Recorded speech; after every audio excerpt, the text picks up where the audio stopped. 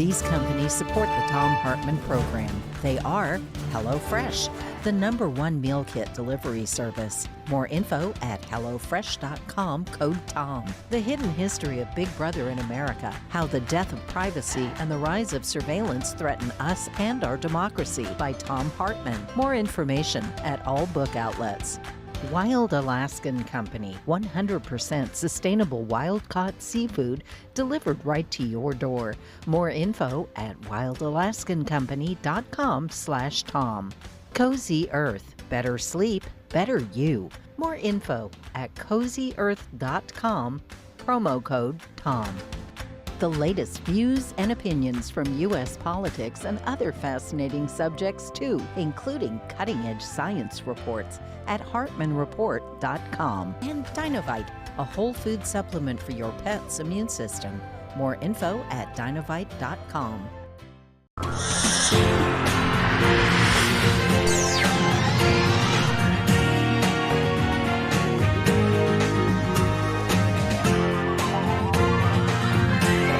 We say fight back!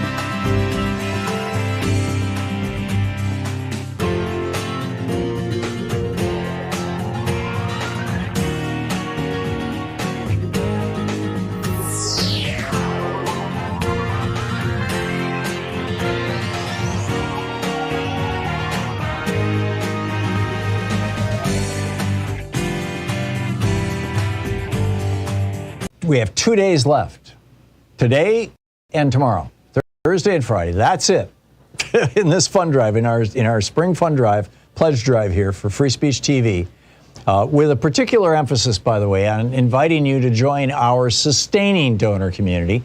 These are people who give $5 a month, $10 a month, $15 a month, a relatively small amount, but every single month. You don't have to call in every month to do it. You just, give me your credit card and say, here's what I want you to do. Do it for a year, do it for 2 years, do it until I tell you to stop, do it for 4 months, whatever. And here's the amount. And, it's pretty straightforward. They've got computers. They can automate all this stuff, right? And that provides that foundation, that floor for Free Speech TV that is so very important. And it's a critical time. It is very much a critical time. We are still behind on our pledge drive, but we're getting there. We're starting to catch up, and we're definitely trying to unlock that additional 10 grand that frontline funder Sandy in New Mexico is offering in memory of Storm Diana Townsend. So please call now, 877-378-8669. Next to your last chance to get that good feeling and that blessing, as it were, at least from me, thank you, for contributing to Free Speech TV. And I would like, this, of course, up to this point, my pitch here has been directed to those of you who have not yet contributed to Free Speech TV in this cycle or at all. And we would love for you to become members of Free Speech TV. But I would also like to say to the people who have, and I know a lot of you have stepped up, particularly during this pledge drive, thank you so much. It really means a lot to us. It means a lot to all of us here. I mean, not only does it help keep this program going and keep this network going, and just the normal, thank you for keeping our enterprise here operating, but also it means a lot to us because we believe in this message. We're doing this work every day because we believe in this message, not just for a paycheck. There are lots of ways to earn a paycheck. But I know that, Sean is here, Nate is here, Joyce is here, I'm here. The people all around the country and around the world, frankly. Nigel and Sue are in the UK doing a lot of work on this program. Nigel, our webmaster, and Sue putting together our daily newsletter that summarizes everything, every single link that we talk about. It's free, by the way. You can sign up for it over at thomhartmann.com if you want. It's like your homework every day. Randy Rhodes used to call that her homework.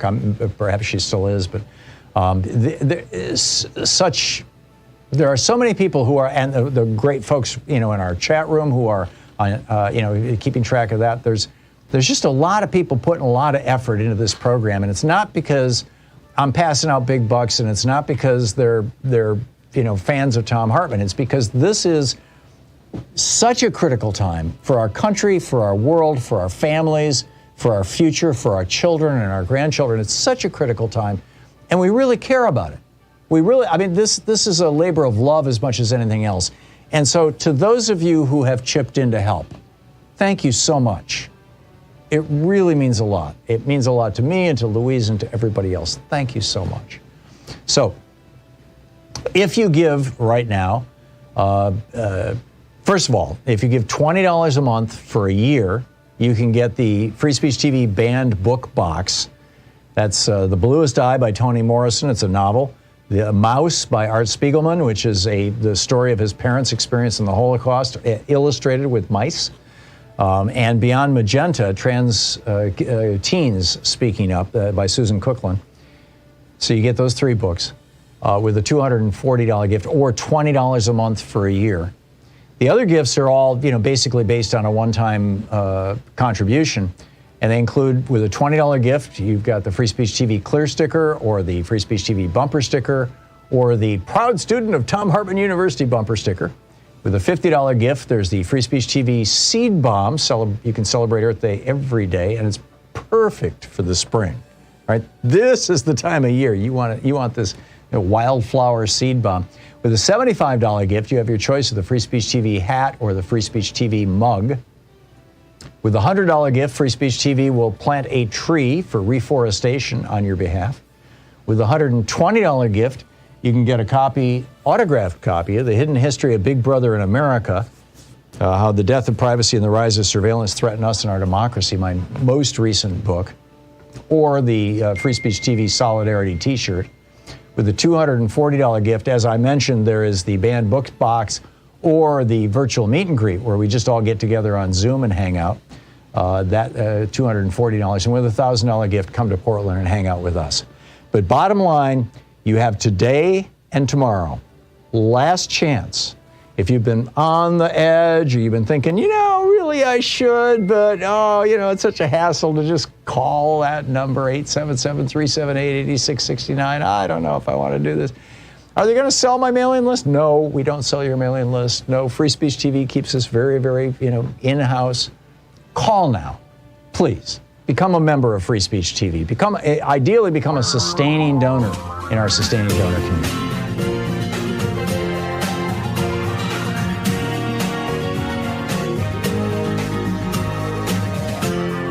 This is the Thom Hartmann Program. Welcome to a really big shoe today. You have to be a certain age to get that joke. Just FYI, by the way, on WCPT, our Chicago affiliate this afternoon from 2 to 4 Pacific time. What is that? 4 to 6 p.m. Chicago time, I believe. It would be, it's 2 hours earlier than that. Noon to 2 Chicago time. I can't do time in my head. Anyhow, this afternoon I'm going to be on the air with Joan Esposito and Patty Vasquez. We're going to be talking about tackling climate change. It'll be a 2-hour progressive panel. If you're listening to WCPT, you'll hear the promos for it and you can get the time right. Our topics for the day. Why don't progressives get that seizing the Democratic Party is our best chance to power? I'm already getting the Russian trolls and the people who parrot them. I realize most of them aren't Russian trolls. They're just people who didn't bother to read my article. All over Twitter, and I'm sure more will come. And probably some will call into the program today. So let me lay this out over the course of the next half hour in some detail. In our second hour, Jamal Abdi is going to drop by. Is Russians screwing with the Iran nuclear deal? Something's going on here. And, it might be a mess. We'll see. We'll get into that in our second hour. Also, get ready for the most extreme voter purge ever. This shocking Supreme Court decision yesterday about Wisconsin voting maps. The authoritarians are coming for us. Also, Arizona's Senate just passed a Republican bill that would spark the most extreme voter purge in American history. millions of Arizonans will be thrown off the voting rolls in the next few weeks if this passes. Also in the second hour, Judge Jackson, would they be asking these questions if she wasn't a black woman? Like, please answer for every black person who's ever said anything in America. Right. And Geeky Science, what will be the impact of our discovery that plastics are in almost all of our blood and hugely, heavily contaminating children who drink from plastic baby bottles? We'll get into that in the second hour. In our third hour, America knows that Trump must be held accountable, but Alvin Bragg, the Manhattan DA, doesn't believe so, apparently. Should the feds take over this case? I'll tell you about that. And also in our third hour, why Putin is losing. Hint, it has something to do with corruption and authoritarianism. But let me start at the beginning. This is an issue that we've been talking about on this program for, I would say, most all of the 19 years I have been doing this show. And that is, how do we most effectively produce progressive change in the United States? And the position that I have taken largely from the beginning is that while, yes, it's important to call out corporate Democrats, it's important to call out Democrats who have betrayed us. You've heard no shortage of my identifying the very specific corruption, for example, of Kyrsten Sinema and Joe Manchin on this program. I am not afraid to call out corporate Democrats. I'm actively campaigning against a corporate Democrat in my own state, Kurt Schrader, the guy who keeps trying to stop Medicare from negotiating drug prices. He's the heir to I think it's the Pfizer, for one of the big pharmaceutical fortunes. He's a Democrat here in Oregon. 4 local Democratic parties, county Democratic parties that all are on or border his district, have now come out and endorsed his opponent, Jamie McLeod Skinner, who has been a guest on this program. So it's not like I'm afraid to do that or reluctant to do it, but my point is that often we use that critique or criticism of corporate Dems as sort of the political equivalent of masturbation. It feels good, but it doesn't produce any consequential results. Instead, we need to get inside the Democratic Party, take it over, and make that change happen. And there's a couple of issues here, and that's why I said I'm going to spend some time with this. Back in the day, I used to have this caller, Jeff from Denver, who would call in all the time, and I wrote about him in my book Screwed back in 2000, whatever it was, 2004, I think that book was published. And he would call and complain about what the corporate Democrats in Colorado were doing. And one day I said, well, why don't you show up at the Democratic Party and do something? And he did. And he became a precinct committee person, as I recall, and ended up actually helping write the Democratic Party platform. Activism works. It actually does work, but it requires more than just words. I mean, nowadays I get callers all the time saying, yeah, I became a precinct committee person. And, it's an entirely possible thing to do. You can do it. We can all do it. There is, by the way, Sean and Nate, I'm not sure which of you wants to do this, but there is a 2-minute YouTube in my article today on HartmannReport.com that I would like to play the audio from, or at least some of the audio from, in the second block of this half hour. If you and I wanted to take over NBC, for example, to promote progressive change, it could take billions of dollars to pull that off.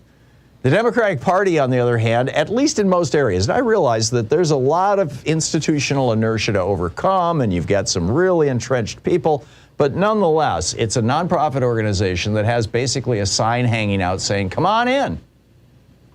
And a lot of progressives are doing that. I mean, look at the impact of just Bernie Sanders stepping into the Democratic Party. Bernie created the Congressional Progressive Caucus. He was the co-founder of it. And I remember back in the day, back in 2005, it was way back when I was doing this program, and Bernie was on the show every Friday, Brunch with Bernie. He did that for 11 years. And I had been invited to do a fundraiser for the Congressional Progressive Caucus. And my recollection is it was down in the Southwest, might have been Arizona or New Mexico. And Raul Grijalva was the guy who was leading the caucus at that time. And I went down there to do this fundraiser, and there was maybe a little fewer than 100 activists who showed up, which was pretty good. But back then, there were only a dozen or 24 members in the House of Representatives of the Congressional Progressive Caucus. Now it's one of the largest caucuses in Congress. They have tremendous influence. The Biden administration has been promoting. Now, they haven't won in all cases, but they have gotten a hell of a lot of good stuff done. But, you know, like, for example, with Build Back Better, they were betrayed by Manchin and Sinema. But they have gotten some really good stuff done, which wouldn't have happened, in my opinion, if Bernie Sanders hadn't said, okay, I'm going to get inside the Democratic Party. I'm going to run for president twice. And we're going to get our message out. We're going to change this party from within. A friend of mine recently sent me a note saying, I don't get why all your examples are of Reagan bashing the Republicans. You don't mention the corporate Dems. Well, first of all, I do mention the corporate Dems, as I pointed out, at some length and frequently. Although not probably as often in my writings over at Hartmann Report as I do on the air. But, it's there. It's very much there. And it's true. Corporate Dems have let us down a lot. I mean, the Affordable Care Act, for example, could have been so much bigger. Now, you could argue that, it was corporate Dems who took it down, specifically Joe Lieberman. And I would not disagree with that, but I would say that, President Obama could have provided stronger leadership, shall we say, in that regard, in the progressive side of it. Or maybe it just wasn't the time, whatever. Or George W. Bush, he pushed through Medicare Advantage, which is a scam, and it's killing Medicare. Within a decade, it will have completely replaced Medicare if the current trend lines continue. And Obama didn't do a thing about it, and neither has Biden so far. So, yeah, there's some problems inside the Democratic Party. Bill Clinton's embrace of Reagan and Bush's neoliberalism, the NAFTA and all that kind of stuff. It's not like the Democrats don't have a few things to answer for.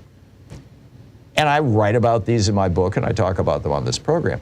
But the unfortunate truth is that in the United States, there is only one way for us to truly accomplish progressive goals that we have worked and fought for through all these years.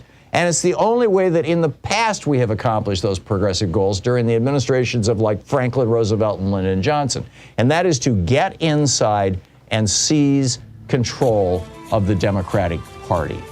Now, there's a reason for this, and that reason has to do with what's called a two-party system. We are one of only a small handful of democratic countries, of democratic republics around the world that can't really accommodate 5 or 6 major political parties at the same time. I'll explain to you why in about 5 minutes on the other side of this break. Stick around.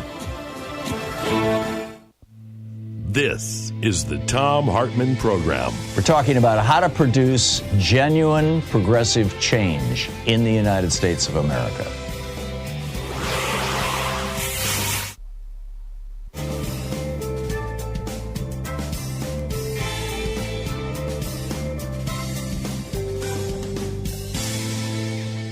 And welcome back. Dennis in Aptos, California. Hey, Dennis, what's up? Well, I've got plenty on my mind, and I want to start off with Gavin Newsom, the governor of California. And by the way, California has a huge surplus in the state budget. Yeah, it's like $81 million bucks or something, isn't it? As I recall. It's massive. Yeah, well, we're the 4th largest economy in the world. Yeah. Anyway, I voted, of course, against the recall effort because I didn't want anybody like Larry Elder to become governor of California. Right. But, Newsom, he's been a bit of a disappointment. A few years ago, he had a chance to have the state take over PG&E, but he made some kind of a backroom deal with them, and this is something I found out on a recent radio talk show from KALW in San Francisco, Rose Aguilar's program. So there's that. But, I want to also, point my finger not just at corporate Democrats like the one that represents in Oregon, there's Schroeder. Yeah. But it's also the people that vote who are Democrats. And, are we Democrats going to go with Jim Carville and is thinking that, don't vote for the progressive Democrats. You have to keep voting for the moderate, middle-of-the-road Democrats. You hear that all the time on a lot of these shows on MSNBC and even CNN. Well, you have to. Let me pause you right there, Dennis, because I'm with you. I'm really with you. But if, for example, we were to say, okay, we're going to purge the party of Manchin and Sinema because they're not sufficiently progressive, which would be very satisfying. You know, just kick them out. Let them go to the Republican Party. What happens in the Senate? Suddenly Mitch McConnell's in charge. The problem that we have is that the first vote that a member of Congress takes is their most important vote, and that's for leadership. Who's going to run that body of Congress? And I mean, arguably, they could vote right now to put McConnell in charge of the Senate, although Schumer would have to call the vote. But so you do it strategically. You know, I mean, there are times when you have to hold your nose and vote for a corporate Democrat, because otherwise the party loses its majority in the state and can't do anything. But, you know, that said, yes, let's replace the corporate Democrats with progressives as rapidly as we can. That's what Alexandria Ocasio-Cortez did. She took down the number 3 Democrat in the House, Joe Crowley. Exactly. And there's other examples of other Democrats like her. I can't name one off the top of my head. Try the whole squad. Yeah, but that's the thing, is that we either go along with the James Carvilles and the guy that had that show, Hardball Guy, because he used to say the same thing, can't think of his name, Gary Matthews. Or we go with people like Bernie and other Democrats who are going to take the anti-corporate stance, who really want to do something about global warming. But see, that's the thing. I mean, I look at, you know, I live in this very progressive area, Santa Cruz County. Every other car you see on the road is a gas-guzzling SUV. And yet we are, people who win elections here are Democrats. Yeah. But yet I don't see people doing what they need to do. So get inside your party, Dennis. Get inside the party. Take that sucker over. I mean, that's what we have to do. That's my call for action here. And let me be very clear. That's what I'm trying to say. We'll be back. Dennis, thanks for the call. We'll be back. It's 20 minutes past the hour. Who's got the audio?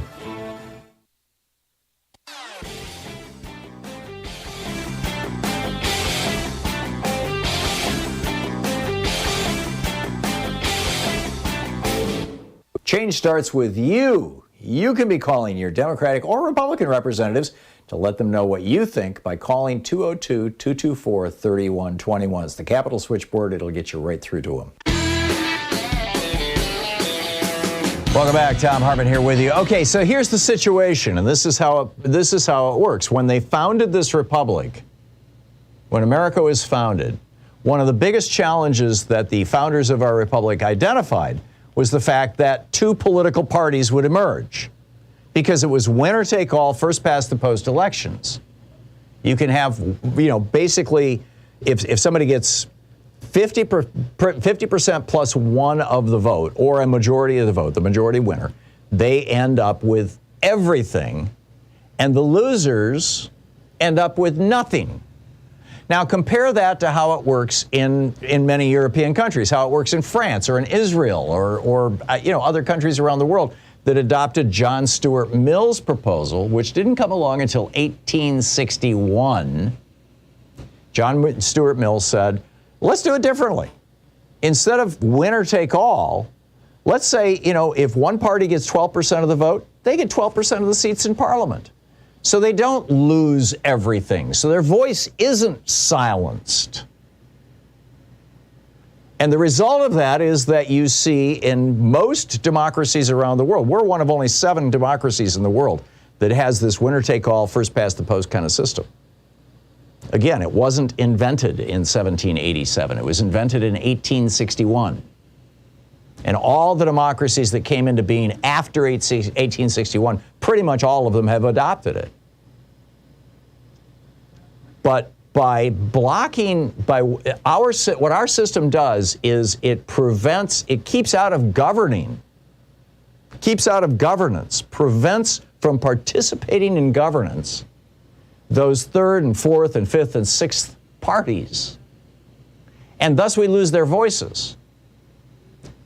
Thus, and by the way, Madison and Hamilton were, I mean, this is what Hamilton said. In Federalist 1, the very first of the letters that they wrote that they published in the newspapers, mostly in New York, but around the country, back in 1787, this was in October of 1787, Federalist 1 was published. In order to try to sell the Constitution, he said, ambition, avarice, personal animosity, party opposition, and many other motives not more laudable than these are typical of the intolerant spirit which has at all times characterized political parties.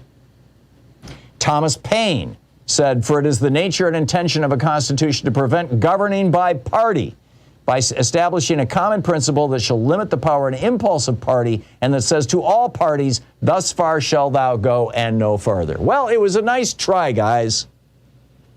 They thought they could change how things work in the United States. But they didn't, they couldn't. There was this fatal flaw. And this is why you have all these stories, and I linked to a couple of them in today's article, about how the Republican Party likes to fund the Greens, and the Democratic Party likes to fund the Libertarians, because they will split the ticket on the other side. We've seen this all over the place. It's, Ralph Nader getting 90,000 votes in Florida the same year that George W. Bush won the White House because he won that state by 537 votes. Now, yes, I agree with Ralph Nader that all 90,000 of those people would not have voted, but I'm guessing more than 537, had he not been on the ballot, but I'm guessing more than 537 of them would have voted had he not been on the ballot, would have voted for Al Gore. So, but my entire argument doesn't even turn on that. And I realize that that's still contentious, and there's still people fighting about that. And I frankly don't want to get into that fight. But here's the bottom line. There's no alternative. We're not going to magically elevate the Green Party to some huge status that's going to allow us to allow the Greens to take over America. The simple reality is that at the local level, the Green Party does great work. And we need the Green Party at the local level in many cases. They've got over 300 towns and counties around the United States now have embraced instant runoff voting, which does solve this problem because of activism by the Green Party. But at the federal level, and in statewide elections, typically they just pull votes away from Democrats. So the answer isn't to just blindly say, oh, yes, every Democrat is wonderful. No, we have to do everything we can to get rid of corporate Democrats like Kurt Schrader, like Joe Manchin, like Kyrsten Sinema. But we do that at the ballot box, which means that we've got to get inside the Democratic Party.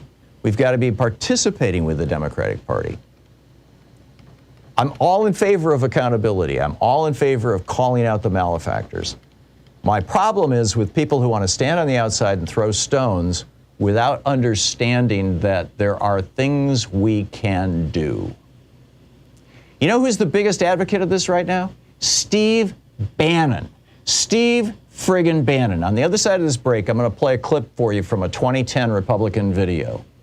And this is what Steve Bannon is saying right now on the radio. He's saying to Republicans all across the country, get inside your local Republican Party, become precinct committee people, take that party over, and we can flip America fascist, essentially. I mean, he's not saying the last part, but that's, in my opinion, that's the subtext.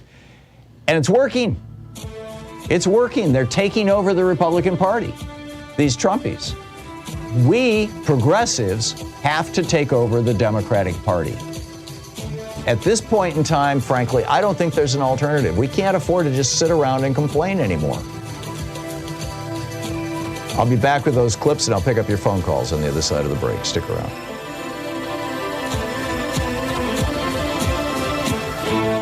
You're listening to the Thom Hartmann Program. Call 202-808-9925. The whole rant, by the way, is over at HartmannReport.com. It's titled, Why Don't More Progressives Get That Seizing the Democratic Party is Our Best Chance to Power?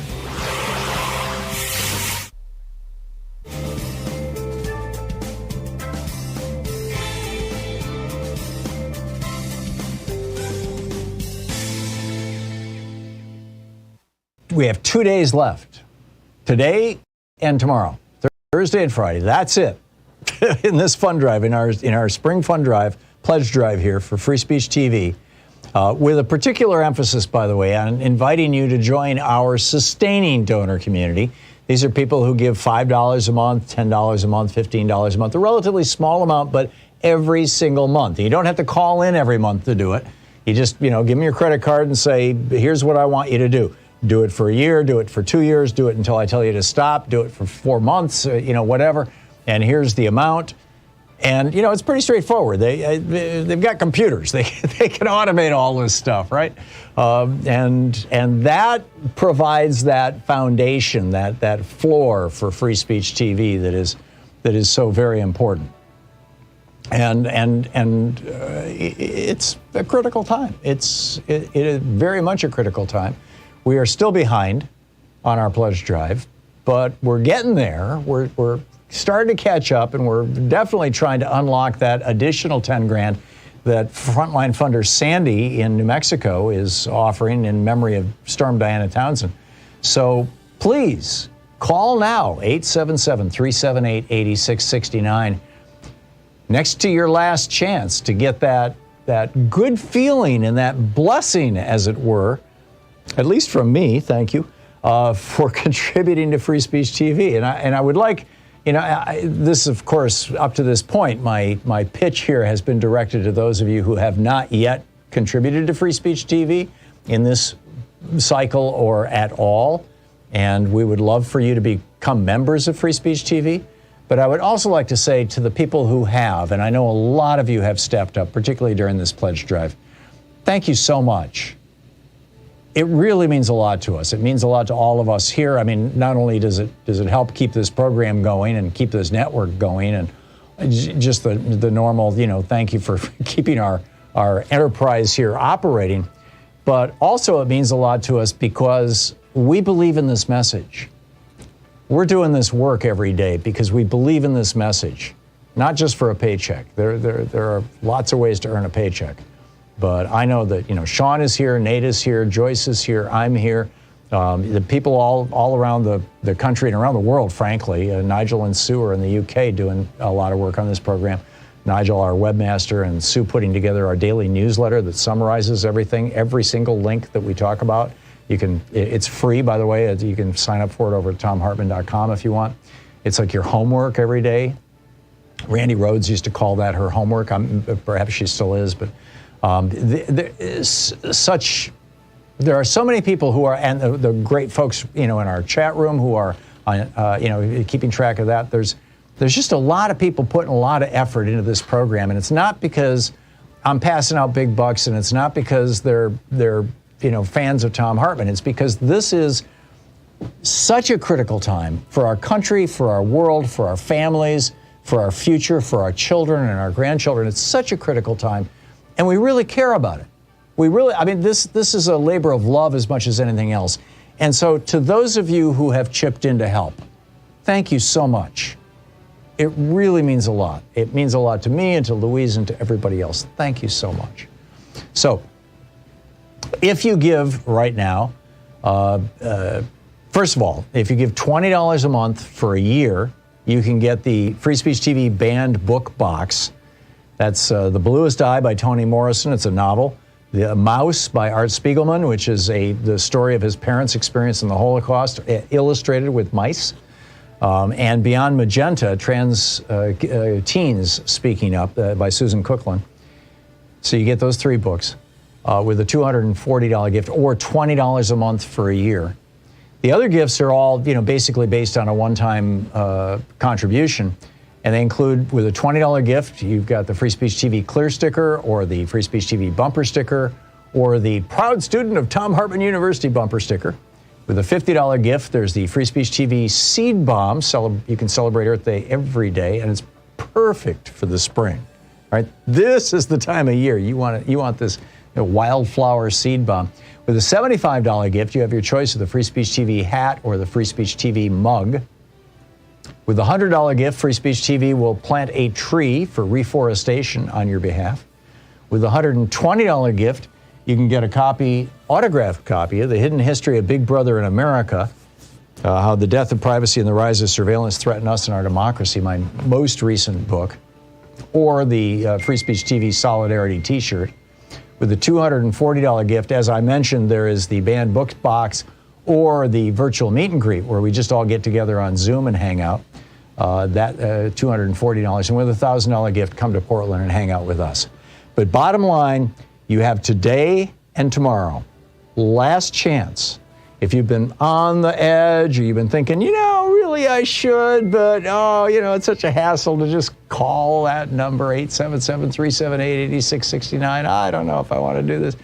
Are they going to sell my mailing list? No, we don't sell your mailing list. No, Free Speech TV keeps us very, very, in-house.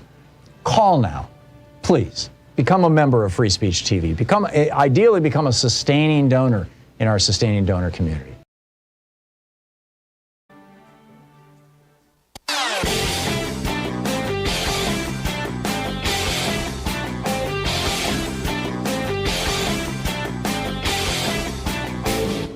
Hey, thanks so much for sharing our program and for reaching out to our stations and sponsors and letting them know that you're listening. It really means a lot to us. Welcome back, 34 minutes past the hour. Okay, I want to play, it's 2 minutes and 1 second. It's a video from the Concord Project, which apparently isn't around anymore. Their website seems to have vanished. But their YouTube videos live on. They've got a whole series of these. This is one of the first that explains how to get inside, in their case, the Republican Party. And like I said, Steve Bannon is now the one who is talking about this almost literally every day on his podcast that millions of Republicans listen to. He's saying the same thing. Democrats need to pay attention to this because the Republican Party and the Democratic Party in this regard work almost identically. Now, it does vary from state and county to state and county, but by and large, these principles are true. This is the spokesperson, I'm sorry I don't know his name, for the Concord Project. This is their Get Out the Vote effort. But this is, when I said get inside the Democratic Party, I'm not just talking about, sending $10 off to the DNC and getting a card that says I'm a Democrat. I'm talking about actually showing up and running for something called a committee precinct member or precinct person, they call, on the Republican Party, they call them men. Here's the clip. This is 2 minutes and it's really worth listening to because he just lays this out for you. What's the most powerful political office in the world? It is not the President of the United States. It's precinct committeemen. Why? There's three main reasons. First, because precinct committeemen and only precinct committeemen get to elect the leaders of the political parties. If you want to elect the leadership of one of the two major political parties in this country, then you have to become a precinct committeeman. Second, precinct committeemen and only precinct committeemen can vote in internal party elections to endorse candidates in the all-important, traditionally very low turnout primary elections. This is critical stuff. If a candidate wants to win the general election, he first has to get onto the general election ballot. To get on the general election ballot, he has to win the primary election. And the best way to win the primary election is to get the endorsement of as many party committees as possible. Precinct committeemen are organized into committees. For example, every county has a party committee. Every state legislative district has a committee. Legislative districts elect the people's representatives to the state legislature. Now, the third reason you want to become a precinct committeeman is because in some states, when a vacancy occurs in a state legislator office, precinct committeemen and only precinct committeemen, not registered voters, get to nominate 3 nominees to fill the vacancy. This is huge. The County Board of Supervisors then select the replacement. If, under a system like this, a majority of the precinct committeemen are conservatives, then all 3 nominees will be conservatives and the eventually selected replacement will be a conservative. That's real political power. Yeah, amen. Thank you. That is real political power, and that's my point, is that if we really want to have political power in the United States, we have to get inside the Democratic Party. The alternative is to stand on the outside and throw stones. And that just, that renders us impotent. We've we've tried that too often for too long. And, we've got to participate in this. So, anyhow, I'm sure that this is going to trigger some folks. And in fact, Joyce, on the calls on Ukraine, why don't you pull those off the board? Because I'd like to just stay on this topic. Bob in Chicago. Hey, Bob, your thoughts? Yeah, Tom, hi. A couple other times I called, I was a little bit critical of you, but I just want to call and applaud you very loudly. This is a super important topic here. In Chicago, we've been dealing with, bad racist Democrats way back from forever. Old Man Daley, right? Yeah. And with Harold Washington, and if anyone doesn't know who Harold Washington is, they should Google him. He's a hero. But with the Harold Washington movement in the 70s, sorry, I was playing with my pet, running her around a little bit before I got on the call. But we've been dealing with this. We would call them there was machine Democrats, and then there were independent Democrats. And there still are, though it's a little more foggy now. But participation is the key to unity. And, I just couldn't applaud you more. I think I would say, Bob, it's not even unity. I mean, we can have disagreements. It's like, when you go to war, you don't necessarily agree with the person standing next to you on every issue. But you are united over the big issue, which is we're going to win this war. And that's what we've got to do, I think. Right. And I think absolutely. And I think at a deeper level, there's a lot of all or nothing thinking going on in our society. And I think social media has really pushed that.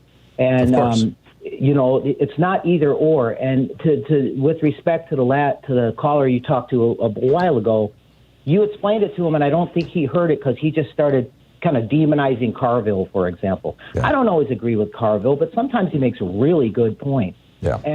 And I think we need to look at, who are our allies that we sometimes disagree with, and who's really I hate to use the word even, but the enemy here is Trump and all his cronies. Right. Yeah. Let's be very clear about that. Bob, thank you for the call. Robbie in Portland. Robbie, you want to disagree with me?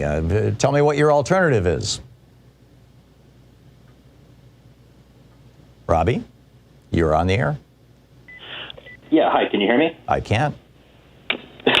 Sorry about that. Yeah, I think that it's not necessarily what the solution is, because if we can't come to the solution, if we can't agree what the problem is, I'll just give you a little bit. I campaigned for Raul Grijalva when I was 10 years old. I worked with the Democratic Party since I was that age, and I saw how corrupt the party is from inside. I've heard people call in, and just to let you know, there was a Princeton and Northwestern study that showed that it was statistically non-significant impact when people called into their senators.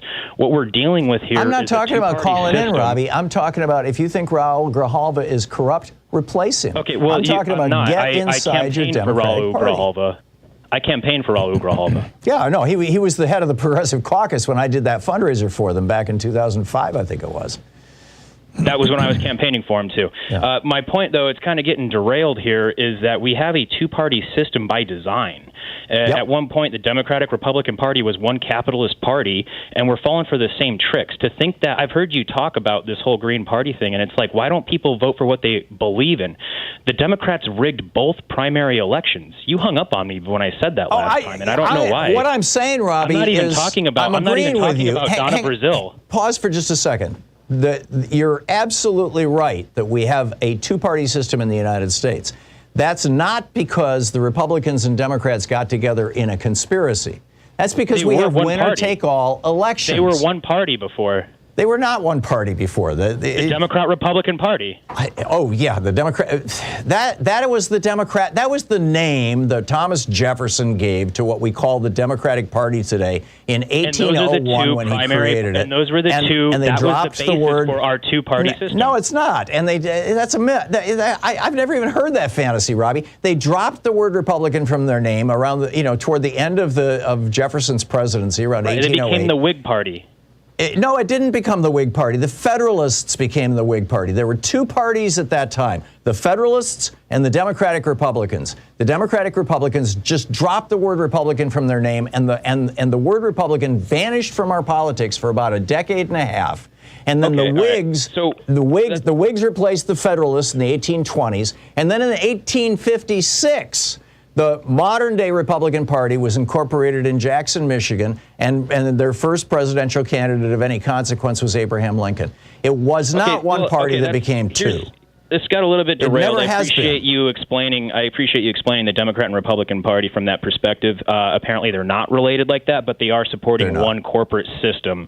They are still supporting one corporate. And I'm not even talking about. I'm agreeing with you. I'm saying the way you're going to change that is not by standing on the outside.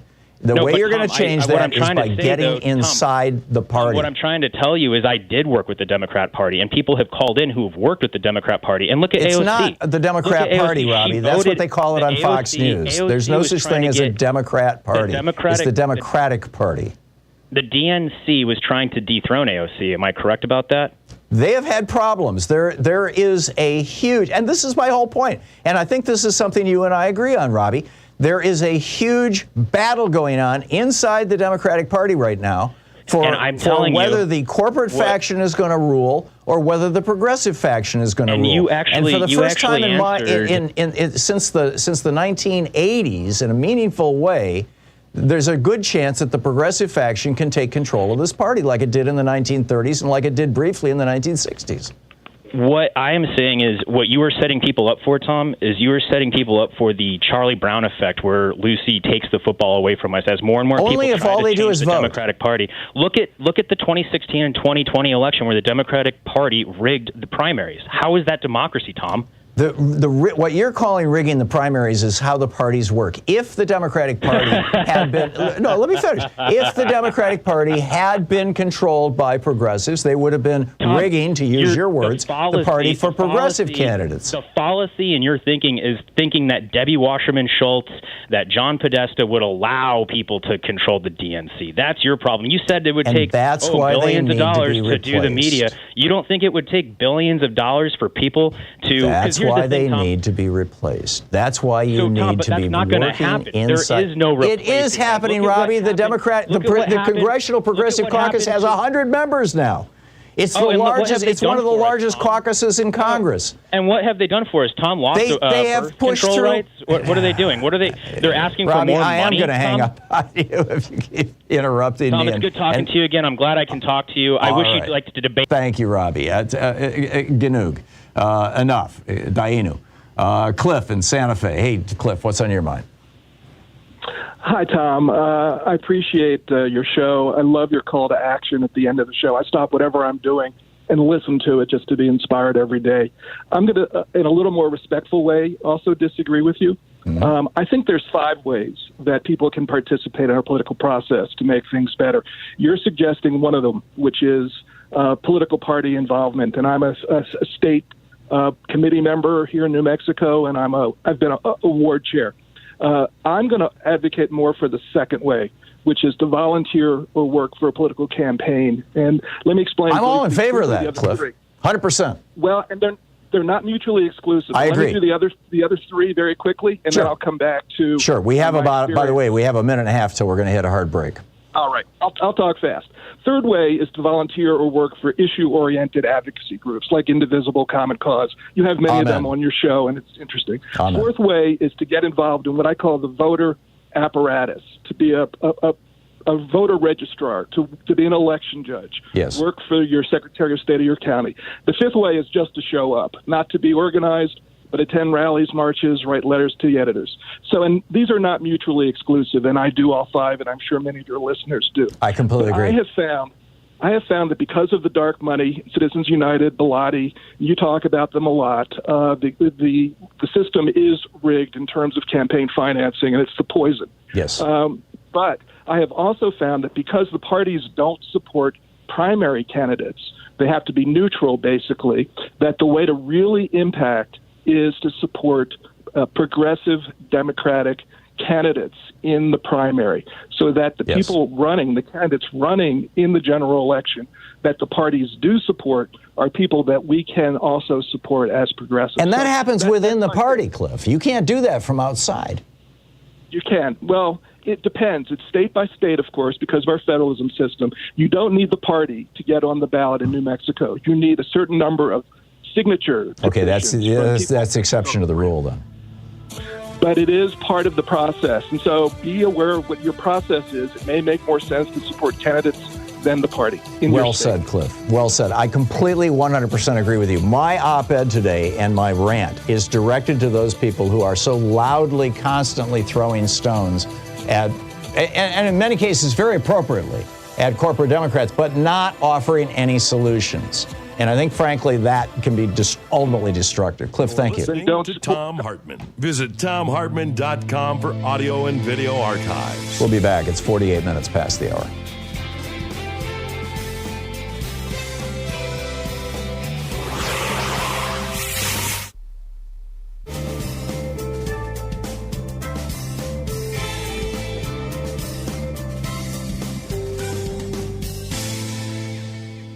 And welcome back. Jason in Cape Cod, Massachusetts. Hey, Jason, thanks for watching us on YouTube. What's up? Thank you for having me, a longtime listener since Brunch with Bernie. Wow. I just wanted to bring up that, the Democrats are being really outfunded for the midterms. Like even Trump himself is more than the entire DNC. And I was wondering what your thoughts are on the midterms. It's going to be a hell of a tough time. I mean, the simple reality is that the Republican Party and a few corporate Democrats are doing the bidding of big money. And big money in exchange for that is pouring cash into their campaigns. And, so I'm not, all that optimistic. And that's another reason why it concerns me when people just gratuitously bash the Democratic Party or Democrats. And again, I'm not trying to be, and I'm not an apologist, generally speaking, for all Democrats or for corporate Democrats. What I'm saying is that we only have one choice right now in terms of really seizing power in this country, and that is to seize control of the Democratic Party. And that's the conclusion that Bannon came to about the Republican Party in 2015 when he threw in as for a short time as a campaign manager for Donald Trump, and continues to say right now on the right. The Republicans have figured this out. What's it going to take for Democrats to figure this out? Right. I think we need to reverse Citizens United. That's a great start, but you're not going to do that until you get a majority of Democrats in office who agree with you on that. And there's a bunch of Democrats who are in office right now who are perfectly happy to take money from big corporations. Right. And supposedly the leaders. Would you say that Nancy Pelosi is an oligarch? I wouldn't say she's an oligarch, but I would say that, more often than not, she's progressive. But, there are ways, there are areas where I have some disagreement with her. But, this is not the venue to be picking on Nancy Pelosi. Again, my point is that, or the context in which it would be appropriate. I think the point is that we've got to figure out ways to get inside the party and do it, and make those kinds of changes. Just standing on the outside throwing stones. It's so easy to complain. It's so easy to just whine about what's going on.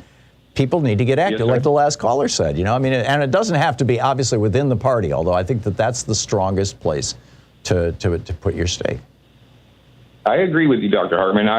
One thing I noticed as a claim, though, is that spreading awareness with the malfeasance of the Democrats and the corporate Democrats is one way of exposing, our true path forward, is we have to know what's wrong in order to fix it. I agree. That's why I had, Jamie McLeod Skinner on this program, who's the progressive primary challenger to Kurt Schrader, who's a sitting Democrat, in the next county over from me, right here in Oregon.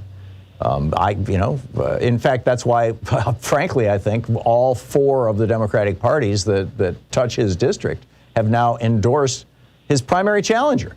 That's how we have to do it.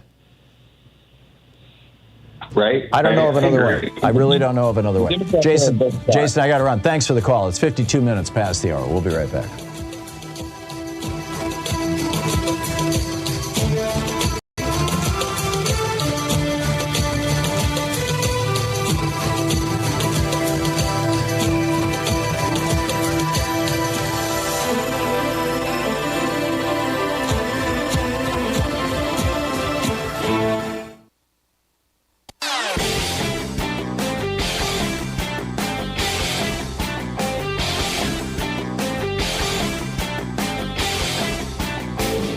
Share the Thom Hartmann Program with your friends. We're available on SiriusXM, Free Speech TV, Pacifica, commercial stations nationwide, YouTube, Twitter, Facebook, on the Thom Hartmann app, and you can even tell your smart speaker to listen to the Thom Hartmann Program.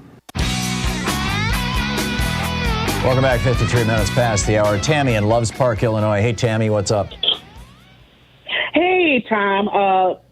First caller, sorry. I actually been listening to you for about 5 years.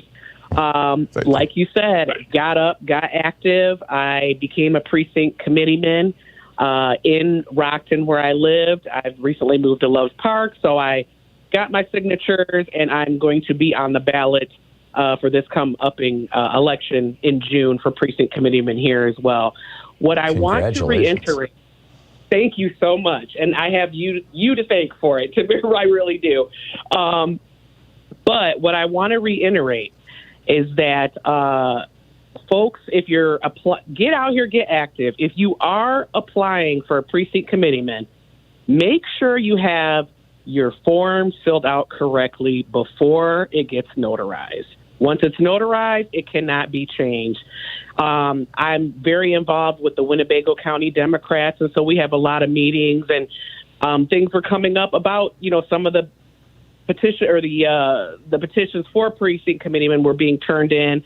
They're being challenged because maybe the pages weren't numbered correct, or we had some Republicans that were putting people that were dead signatures on. So a lot of that is being contested. So I just want to reiterate to folks that make sure that you are filling it out correctly. Because like I said, once it's notarized, it's it's a done deal. And I mean, something just that simple. And I did try to get election judge. I went to the training, but after the training, I found out, well, it's a conflict of interest. So folks, get out here. We need you. It didn't take, I was in a district, Tom, I'm a black woman. I was in a district that is predominantly Republican and white. I got my signatures. People seen me going around. They were sending me, hey, go to that person down the street. They'll sign. Get out here. We are out here. We may not be as loud and have signs all over our yards, but we are out here. God bless you, Tammy. Tammy, thank you so much. Thank you so much for sharing that message. It's such an important one. Jim in Minneapolis. Hey, Jim, thanks for listening to KTNF. What's up? I'd just like to reinforce what you're talking about. In Minnesota, basically in the metro, it's the party unit, it's Senate district unit, and then in rural areas, it's the county. But I would imagine wherever you're living, any place in the country, that they probably have trouble filling all the offices in their local Democratic Party unit, because we have chairs, secretary, treasurer, outreach officers, and if you show up, you can probably get one of these offices. Yeah, and I'm guessing that a lot of people have even dropped out over the last 2 years because of COVID and all this other stuff. There's probably lots of empty spots. Or am I wrong?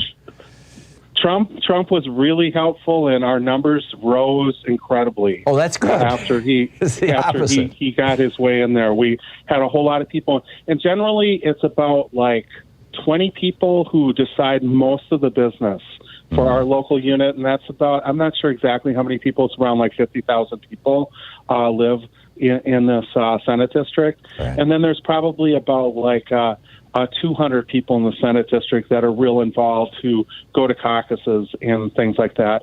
And then in Minnesota, we have open primaries, so if you just follow one side of the ticket, you can either vote as a Democrat, a Republican, or pick your party, but you have to vote entirely within that party.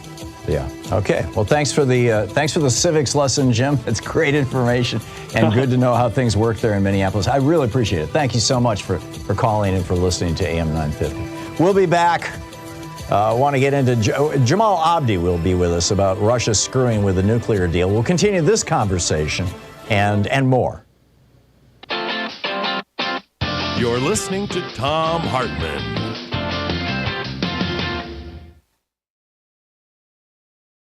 These companies support the Thom Hartmann Program. They are HelloFresh, the #1 meal kit delivery service. More info at HelloFresh.com, code TOM. The hidden history of Big Brother in America, how the death of privacy and the rise of surveillance threaten us and our democracy, by Thom Hartmann. More information at all book outlets.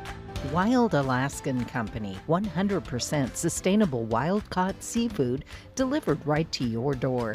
More info at wildalaskancompany.com/Tom. Cozy Earth, better sleep, better you. More info at cozyearth.com, promo code TOM. The latest views and opinions from U.S. politics and other fascinating subjects too, including cutting-edge science reports at hartmanreport.com. And Dinovite, a whole food supplement for your pet's immune system. More info at dinovite.com.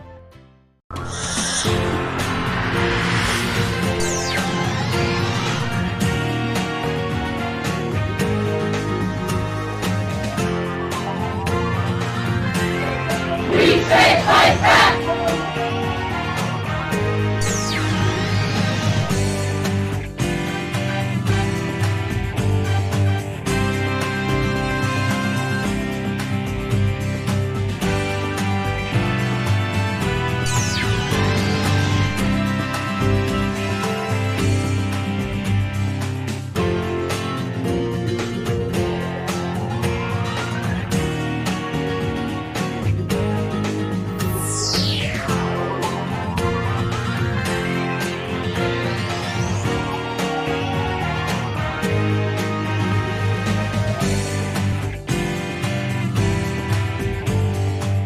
We have 2 days left, today and tomorrow, Thursday and Friday. That's it in this fund drive, in our spring fund drive, pledge drive here for Free Speech TV, with a particular emphasis, by the way, on inviting you to join our sustaining donor community. These are people who give $5 a month, $10 a month, $15 a month, a relatively small amount, but every single month. You don't have to call in every month to do it. You just, give me your credit card and say, here's what I want you to do. Do it for a year, do it for 2 years, do it until I tell you to stop, do it for 4 months, whatever. And here's the amount.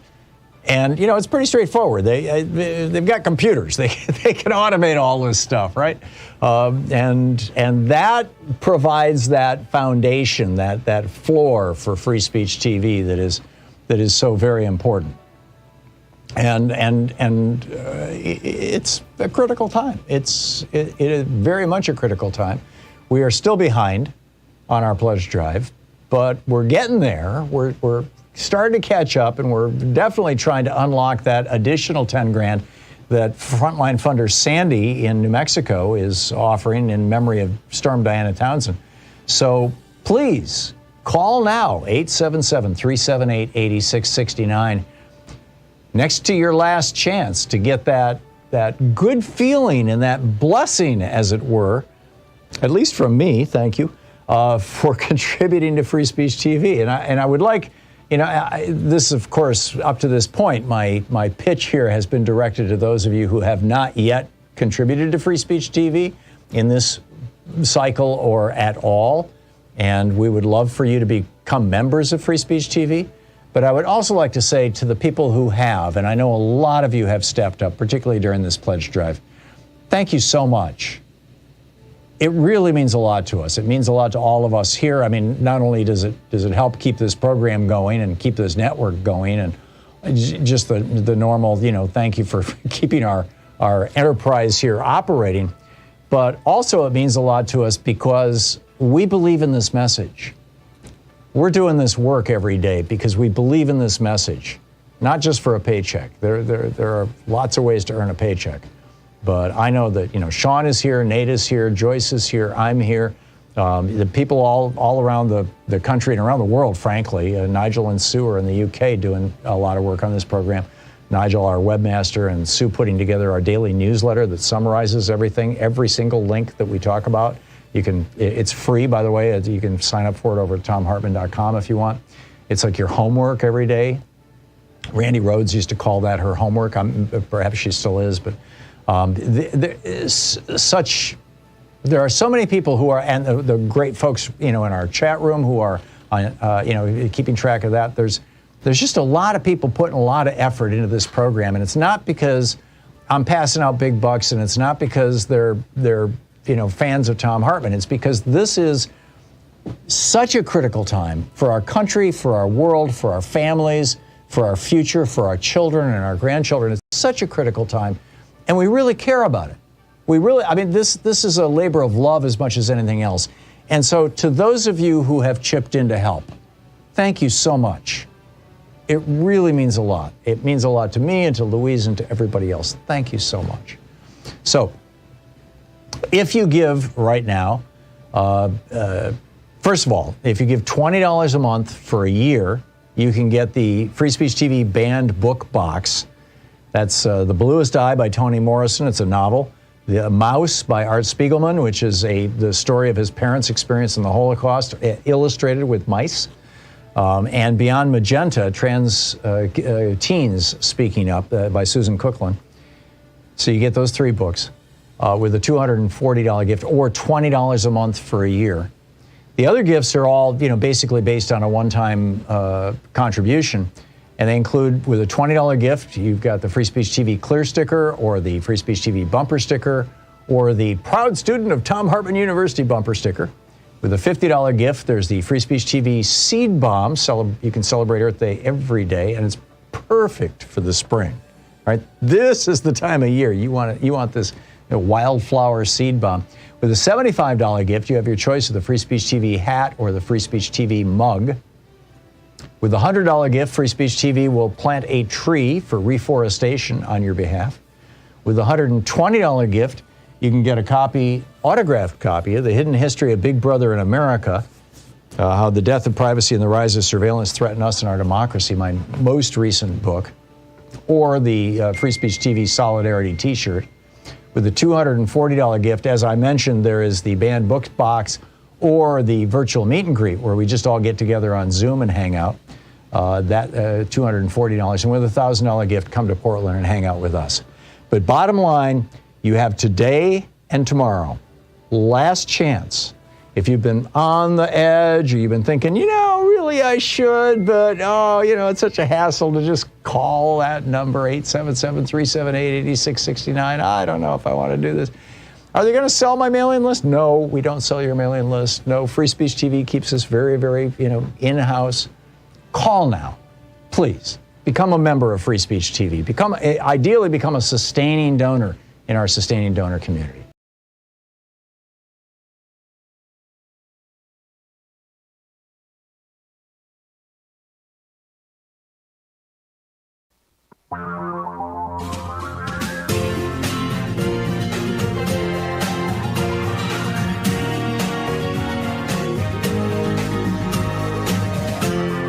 This is the Thom Hartmann Program. Welcome back to the second hour of our program. There's a lot going on in the world, aside from electoral politics, the war in Ukraine, and the deplorable behavior of the Republicans yesterday in the hearings of Judge Ketanji Brown Jackson, excuse me. And at the top of the list of things that I'm concerned about is the Iran nuclear deal. This thing that Donald Trump just completely sabotaged, much to the detriment, in my opinion, of both Iran and the world. So I wanted to find out where we're at on that. Jamal Abdi is with us. He's the president of NIAC, the National Iranian American Council, the website niacouncil.org, and his Twitter handle, NIA Council, or J Abdi, A-B-D-I. Jamal, welcome back to the program. So where are we at with this? What's going on? We are on the precipice of an agreement. There's one issue that remains between the U.S. and Iran to get us all back into the JCPOA, the Iran nuclear deal. This is after, the better part of the past year of negotiations and fits and starts to return the U.S. to compliance and return the Iran back into compliance as well, because Iran, of course, began abandoning some of the commitments under the JCPOA to rein in its nuclear program after Donald Trump left the agreement. So where we are now is that there was a hiccup a couple of weeks ago when Russia invaded Ukraine, and ironically, it was actually Republicans and folks opposed to diplomacy here in Washington who started to say very, superficially and just complete nonsense, political talking point that because Russia is part of the UN Security Council and it was the UN Security Council members plus Germany negotiating the deal, the original JCPOA and the return of the JCPOA, that somehow this was Putin's deal. And any diplomacy that Russia was involved in necessarily meant that it was Vladimir Putin in charge of it. And so Biden was not just negotiating with the evil mullahs in Iran, but also the evil Kremlin regime. That then, I don't know if Russia got the idea from this or if it was already in the cards, but the hiccup was that Russia then said, you know what, actually, we have additional demands as part of these negotiations because we want to ensure that the sanctions being imposed on Russia do not prevent us from enjoying the benefits of this nuclear agreement where Iran is supposed to be reintegrated with the global economy. And so there were delays there. It was overcome. The Russians and the Iranians reached a agreement that Russia was going to back down from these additional demands. And so we thought we were at the finish line. Then lo and behold, there is one remaining issue in order to get this deal signed where the Iranian side and the U.S. side cannot come to an agreement. And it is over the issue of sanctions imposed by Donald Trump for no reason other than to frustrate the ability of any future administration from being able to restore the nuclear deal or enter into diplomacy with Iran. So Trump imposed these sanctions knowing that and saying publicly, these are being put in place to try to prevent future administrations from getting a deal with Iran. And yet now we're in this position where apparently the Biden administration is having doubts about how this is going to play politically in the United States and has fears that by lifting some of these sanctions, which are, ostensibly for terrorism and other actions that are going to be portrayed really badly politically here in Washington. But now Biden is actually seemingly playing into the hands of the Trump administration and saying, you know what, the political costs here may be too great. So we're not sure we want to lift these sanctions and we need something better from Iran in order to do so. And so that's where things lie right now. They're negotiating how to remove Iran's Revolutionary Guard Corps from the U.S. Foreign Terrorist Organization list, which is a terrorism list not reserved for state actors, but for the first time was applied to Iran's Revolutionary Guard, which functions as its military and a big player also within its economy.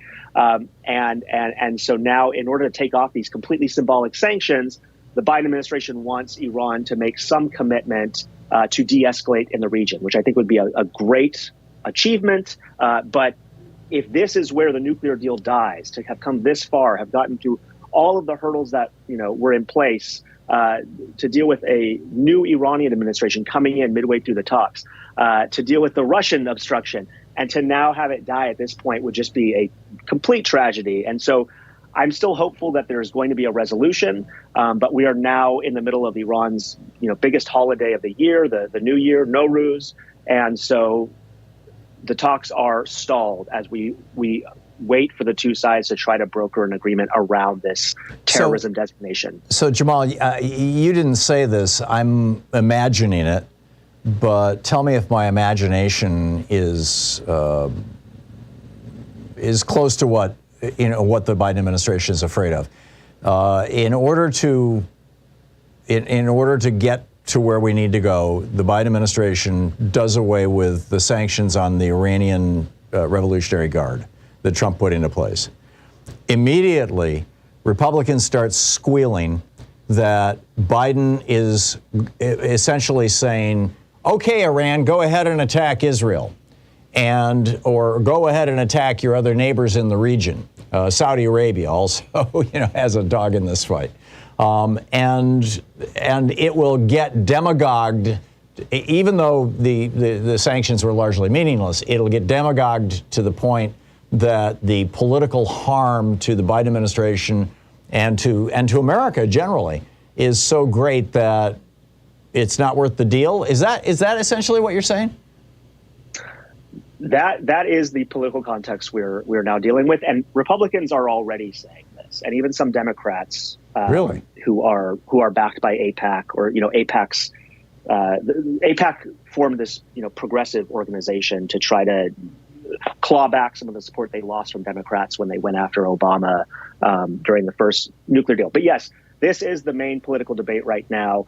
Republicans and some Democrats saying, don't lift this foreign terrorist organization sanction on IRGC. It's completely the wrong message, and obviously, misstating the facts. The fact is, the Revolutionary Guard will still be designated as a SDGT, a specially designated global terrorist group, which is how you deal with state actors. Right. So there's no practical implications for this. It's completely symbolic, and yet this is exactly where the concern is, that this is going to be demagogued, and not just Republicans and opponents will use this to weaken public support for the deal. But then if there is some flashpoint, if there is an attack that in Iraq that is linked to the IRGC, or anything that happens in the region that is linked to the IRGC, then would be laid at the foot of the Biden administration. See, this is your fault because you took them off the terrorist list. Notwithstanding the fact that the IRGC has completely escalated under the Trump sanctions and under the maximum pressure. So the actual, what's actually happening on the ground is completely divorced from this political debate. I would assume that it would be in the interest of to broaden this out beyond just Israel, because Iran has another big enemy with Saudi Arabia and some of the other countries in the region. Correct me if I'm wrong on that. That the way I guess my question would be, wouldn't it be in the best interest of all of those anti-Iran countries for Iran to stop building nuclear weapons? What am I missing here? Why would the threat of those countries blaming Biden for being soft, whatever? Why is that a potent threat? Look, this is all kabuki theater. We're not talking about what these. So it's not a potent threat of Israel blaming us or of Saudi Arabia blaming us. It's a potent threat of some Republican who's trying to get into the White House blaming Biden specifically. Well, so it's that. It is also the regional partners of the United States putting pressure on the Biden administration. And I do think it's important to note Saudi Arabia and Iran. You look at the tensions in the region and the attacks that have happened. Getting Iran and Saudi Arabia to the negotiating table to talk about regional de-escalation would be a coup. Like, this is exactly where we wanted things to go. And this is if there is a JCPOA, those talks will recommence. So this actually paves the path for that. The problem here is not that Israel or the Saudis are truly concerned, I don't think, about, they don't want a nuclear Iran, obviously, but a lot of the opposition to this deal that the entire, the Israeli security establishment has been coming out and saying it was a horrible mistake for Netanyahu to push Trump to exit the deal. We're now in such a worse security position. But the reason that all of these states are opposed to this is not because of the nuclear deal. It's not because of the regional stuff. There's a fear that the United States is going to broker an agreement with Iran that begins to bring Iran in from the shadows and enables the United States to begin to leave the region and leave it to the actors within the region to sort through these issues. And there's a fear that on the Israeli and the Saudi side that they would be abandoned by the U.S. and actually have to deal with Iran as peers rather than under the protection of the United States. Is that a legitimate fear? It's a legitimate fear if these governments do not want to make concessions on legitimate issues and actually strike deals so that they can live in the same neighborhood together. They are clinging to the status quo that is untenable, that is under the U.S. shield, that enables this authoritarianism. And so this now needs to come to a head. And I think there's a aversion to any sort of change on those grounds, and just not the political will to embark on that. Right. It's changed a little under Trump, though, because Trump demonstrated that the U.S. will go into will do occasional, military action and things like that. But when it came close to actually, a real military confrontation with Iran, Trump did back down and sent a signal, I think, to particularly the Persian Gulf states that, the U.S. is not going to fight this war for you. So you may need to start acting as responsible actors and dealing with some of these issues through diplomatic engagement with Iran if you don't want to be fighting that war. Are we seeing evidence of that? Well, that's I think why we have these Saudi-Iran talks that started last year and have been paused while the JCPOA talks continue, and which will restart after there is a deal. Fascinating stuff. I know a lot now that I didn't know before. Jamal Abdi, president of NIAC, the National Iranian American Council, NIACouncil.org, J. Abdi or NIA Council on Twitter. Jamal, thank you. Thank you so much for dropping by. Thank you, Tom. Always great talking with you. And like I said, I learned a lot. We'll be right back. It's 18 minutes past the hour.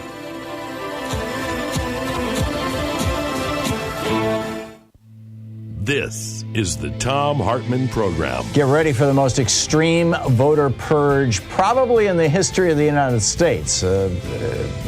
Maybe competing with the end of Reconstruction. Stick around.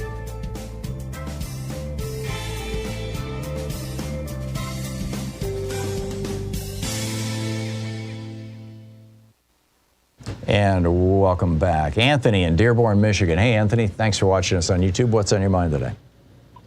Hi, Tom. I just kind of disagree with, the idea and the strategy that the Democratic Party can be taken over or reformed. And that's just, based on my experience that you are the company you keep. I mean, you got to look at the Democratic Party today.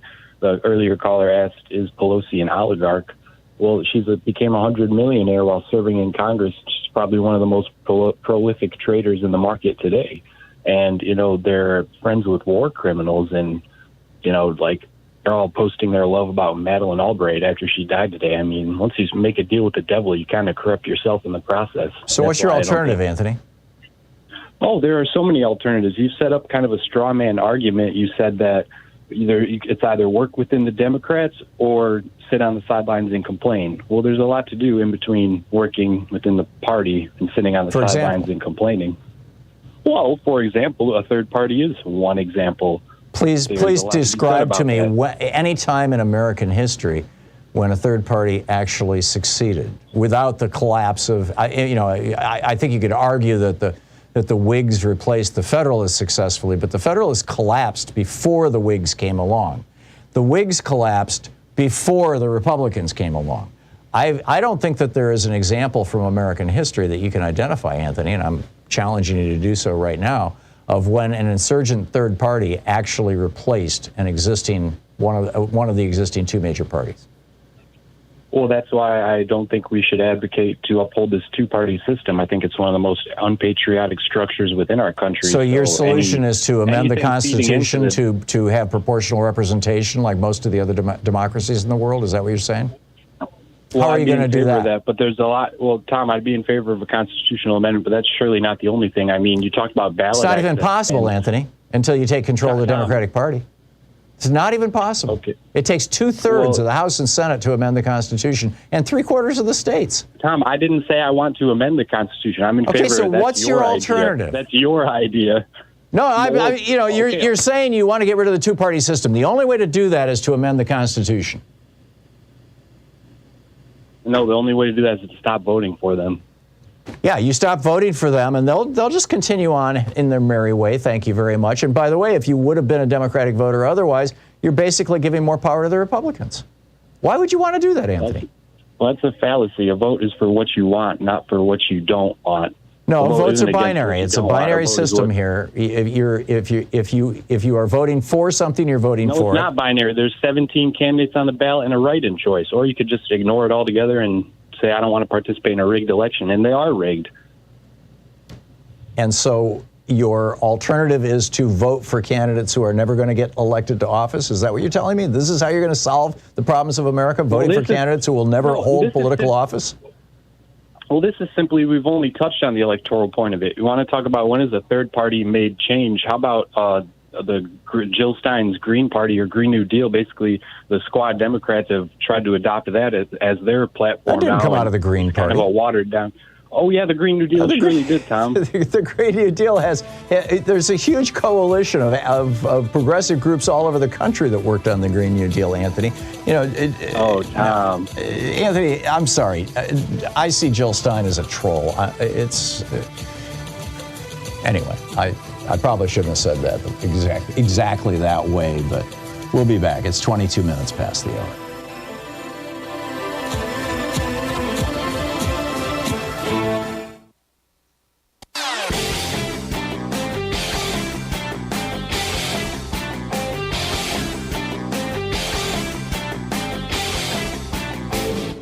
Missed my opening rant today? It's usually published over at HartmannReport.com, where you can read it and share it with your friends for free. Check it out, HartmannReport.com.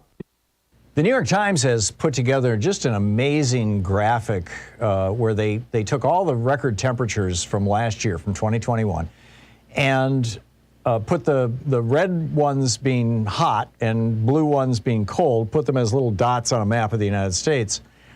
And it sure looks to me like what we're seeing is the collapse of the jet stream. If you watch weather shows on TV and things like that, what you see is, some very odd. Well, we saw this, for example, with that cold snap last a year ago, February, where the jet stream just kind of drooled all the way down, carried Arctic air all the way down into, southern Texas and northern Mexico, froze Texas up, shut down their power systems and things like that. And it's blocking the movement of air here in the Pacific Northwest, and thus we're getting these massive heat waves. I think that we all need to keep an eye on this. I've got a video about it over at ThomHartmann.com. You can check it out there.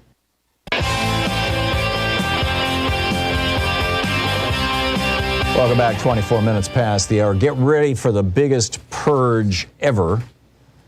This is this on top of the Supreme Court. It's just the news right now is just so bizarre coming out of the Supreme Court. The Supreme Court yesterday, the conservatives on the Supreme Court issued a ruling with no public argument and no argument whatsoever, as far as anybody can tell. They didn't invite the lawyers in to argue this before the Supreme Court. They just took some paperwork from some right-wing groups, and they said, okay, that's it. The Wisconsin governor wants a Wisconsin map that that reflects what we believe is, an honest statement of how things are in Wisconsin. And these six conservatives on the Supreme Court said, no, you can't have your own map. I mean, this is bizarre. John Nichols pointed out that Sonia Sotomayor described the majority's ruling as unprecedented. This is what she said. This court's intervention today is not only extraordinary, but also unnecessary. The Wisconsin Supreme Court rightly preserved the possibility that an appropriate plaintiff could bring an equal protection or VRA change in the proper form. I would allow that process to unfold. Mondaire Jones, the Democrat from New York in the House, called it lawless. He said the far-right Supreme Court is so hostile to black political power that it reversed its own precedent from earlier this year to overturn Wisconsin maps, creating a new majority-minority district. So here's what happened. Earlier in the year, the Supreme Court said, this was in a case called, actually it wasn't Purcell versus Gonzalez, that was the one that he was referencing. But basically, earlier in the year, the Supreme Court said, yeah, it's fine if the Republicans want to do away with a couple of majority black districts. No problem with that. Now they're saying, but you can't create a majority black district in Wisconsin because we said so. I mean, the argument is that it's too close to the election. But, come on, this is an absolutely shocking one. And Slate's Mark Joseph Stern said this is absolutely shocking. UV Irvine professor Rick Hansen called it bizarre on so many levels. And 6 weeks ago, they blocked a lower federal court ruling ordering Alabama to redraw its congressional maps in order to create a second black congressional district. They blocked that. right? A federal court ruled that Alabama should have this second black congressional district. The Supreme Court blocked it. Brett Kavanaugh wrote the court order. And now they've blocked another black district in Wisconsin. That's what this is all about.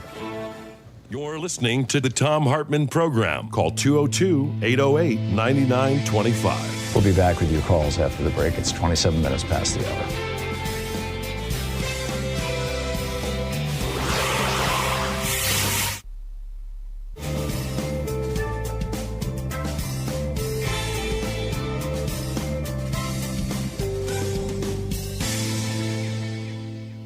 We have 2 days left, today and tomorrow, Thursday and Friday. That's it in this fund drive, in our spring fund drive, pledge drive here for Free Speech TV, with a particular emphasis, by the way, on inviting you to join our sustaining donor community.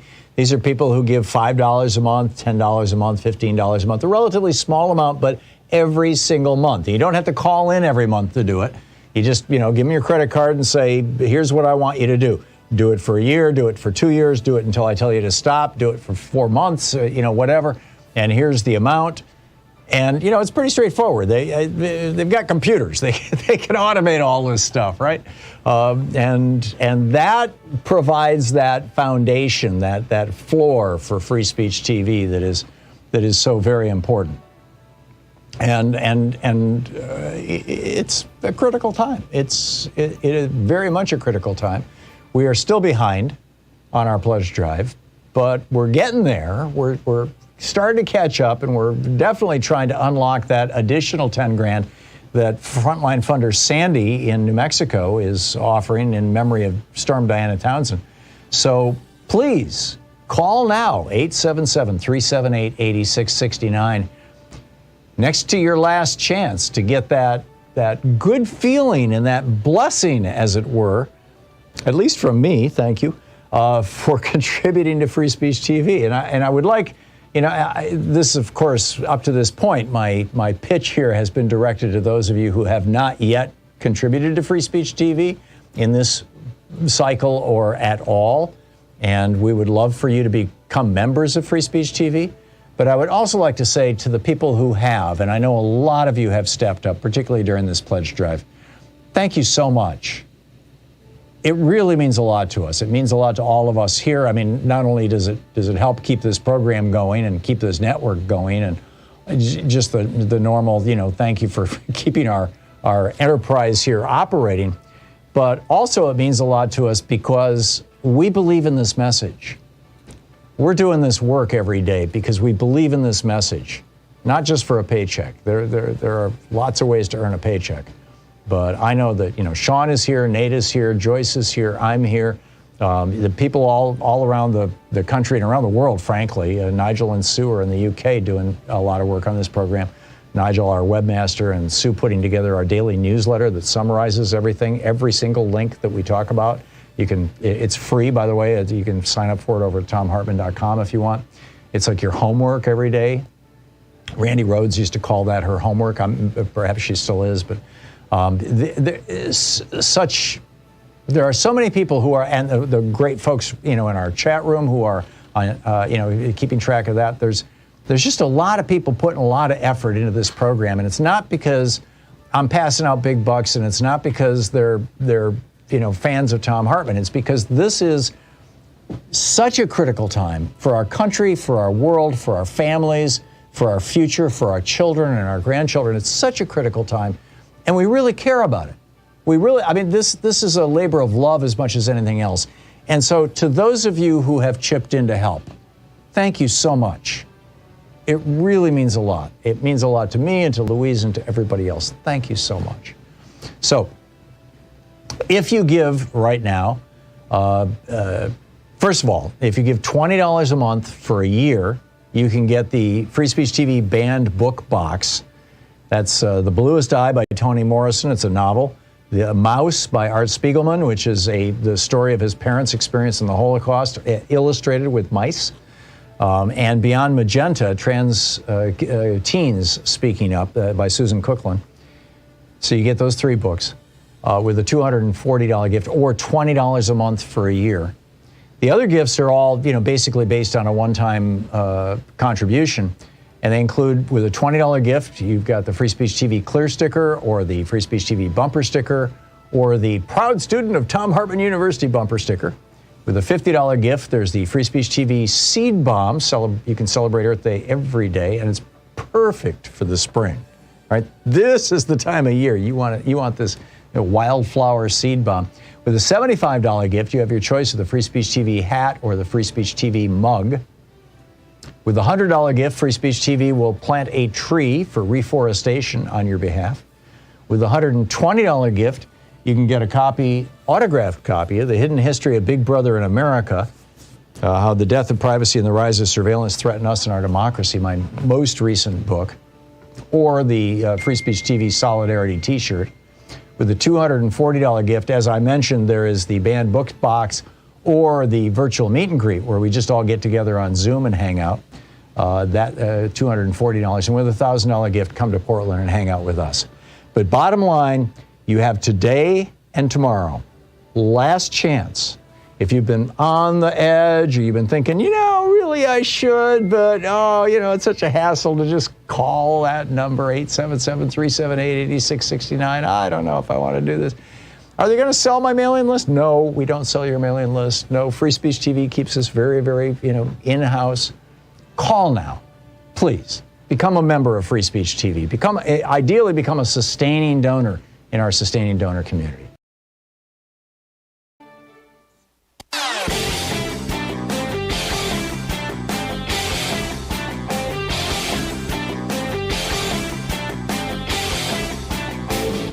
Our 1-hour free podcast recaps our show, and it's available wherever fine podcasts are found. And we have the full 3-hour podcast available over at thomhartmann.com if you want to really support our program.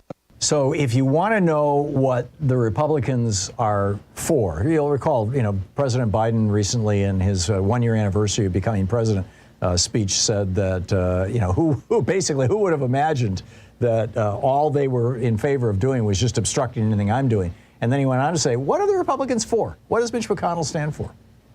Chris Sununu, the governor of New Hampshire, actually went and talked to the number of Republican senators when he was thinking about running for the Senate, asked them, what are you guys doing? And they said, we're just here basically obstructing Biden. That's all we're doing. And Sununu said, screw that. I'm not going to run for the Senate then. He said they were all, for the most part, content with the speed at which they weren't doing anything. It bothered me that they were okay with that. So then, Mitch McConnell got asked by an NBC, Leanne Caldwell at NBC, what are you guys going to do if you get elected? And McConnell said, I'll tell you after the election. This is nuts. We got a video about it over at thomhartmann.com. Check it out.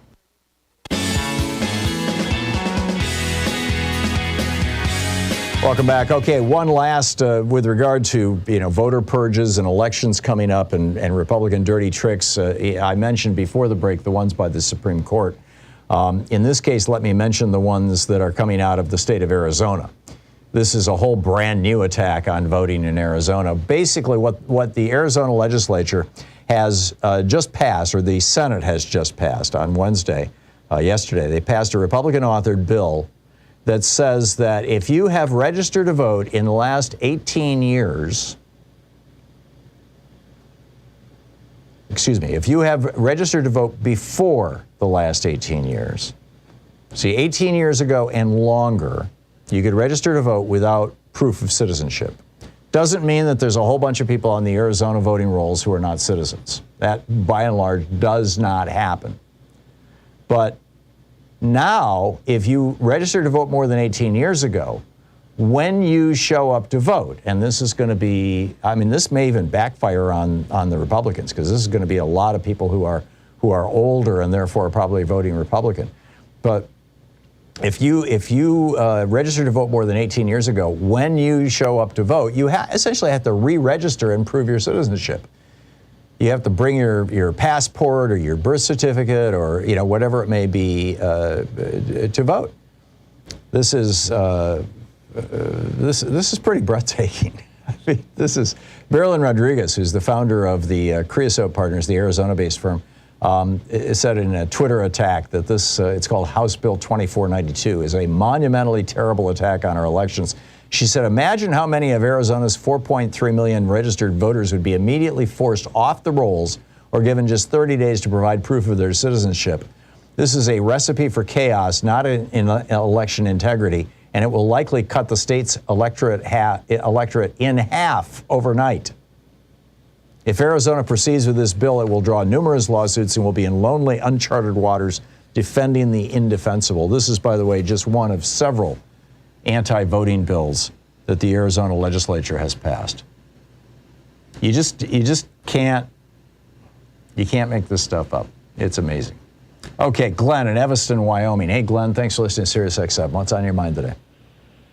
Hey, thanks for giving me a chance to talk, Mr. Tom.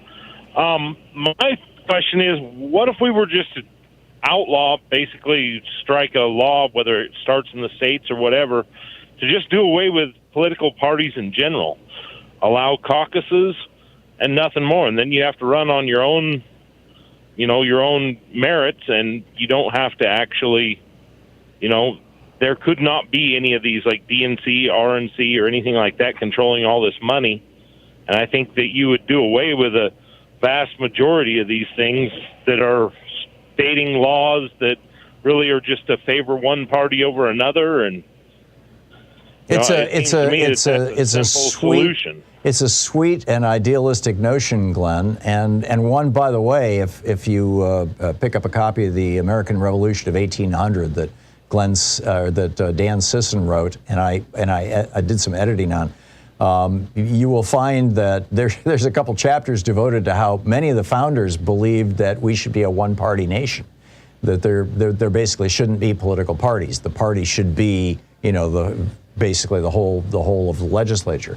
It's just not practical. I mean, if you were to outlaw political parties, what would happen is groups independent of the political parties would emerge. Right now, I mean, the Koch network and the various networks of right-wing billionaires and think tanks are larger and more well-funded than the Republican Party. The Republican Party could go away tomorrow, and all that influence wouldn't vanish. On the left, you've got a few political parties. The Greens are the most prominent, but there are organized groups. There's a whole spectrum actually from 350.org on of climate groups, for example. You've got labor groups. You've got the labor unions. They would organize together. They would coalesce together into something like a political party. So, as much as I love the idea, it ain't going to work. Thank you very much for the call, though. Joanne in Days Creek, Oregon. Hey, Joanne, what's up? Hi, Tom. We've been watching your show for years. Thank you for taking my call. Sure. And I want to increase your awareness of this small southern Douglas County, Oregon community. We are working really hard to have a powerful Democratic Party here. My husband and I have been PCPs for several years. Precinct committee persons. Yes. Mm-hmm. Yes. And Good on you.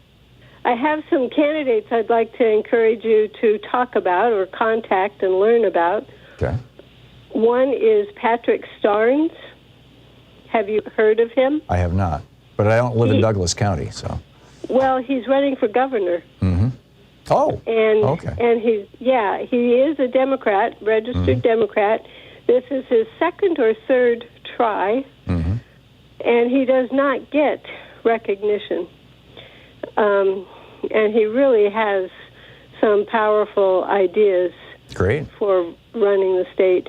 The other person you could look up. We now have our district got changed. From District 4 to District 2, the Senate district. Under the new maps?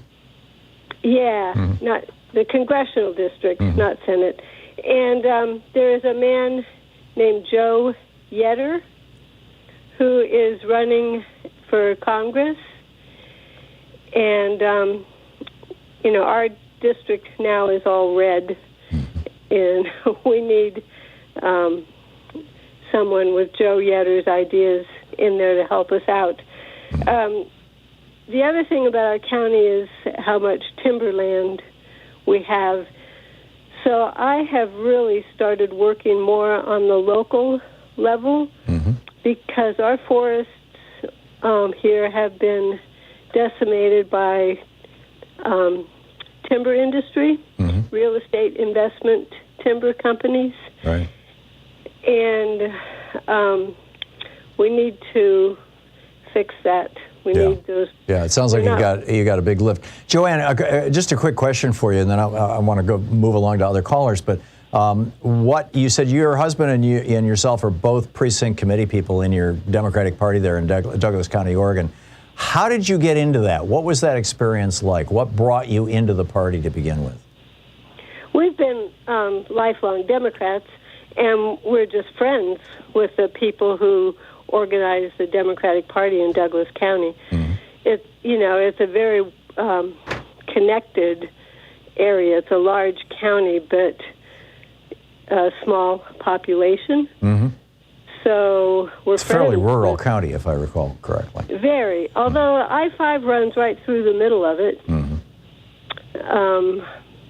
But it's focused too much on timber extraction. Yeah. And so did you just show up one day, say yes, or you knew people who were in the party and they suggested that you come in and participate? We knew people that were in the party, and we go to the yearly fundraising dinner called the Fladel Dinner. Right. Do you have to be elected, or and I'm assuming it's not a paid position in your county. It is in some counties around the country, but typically in big cities.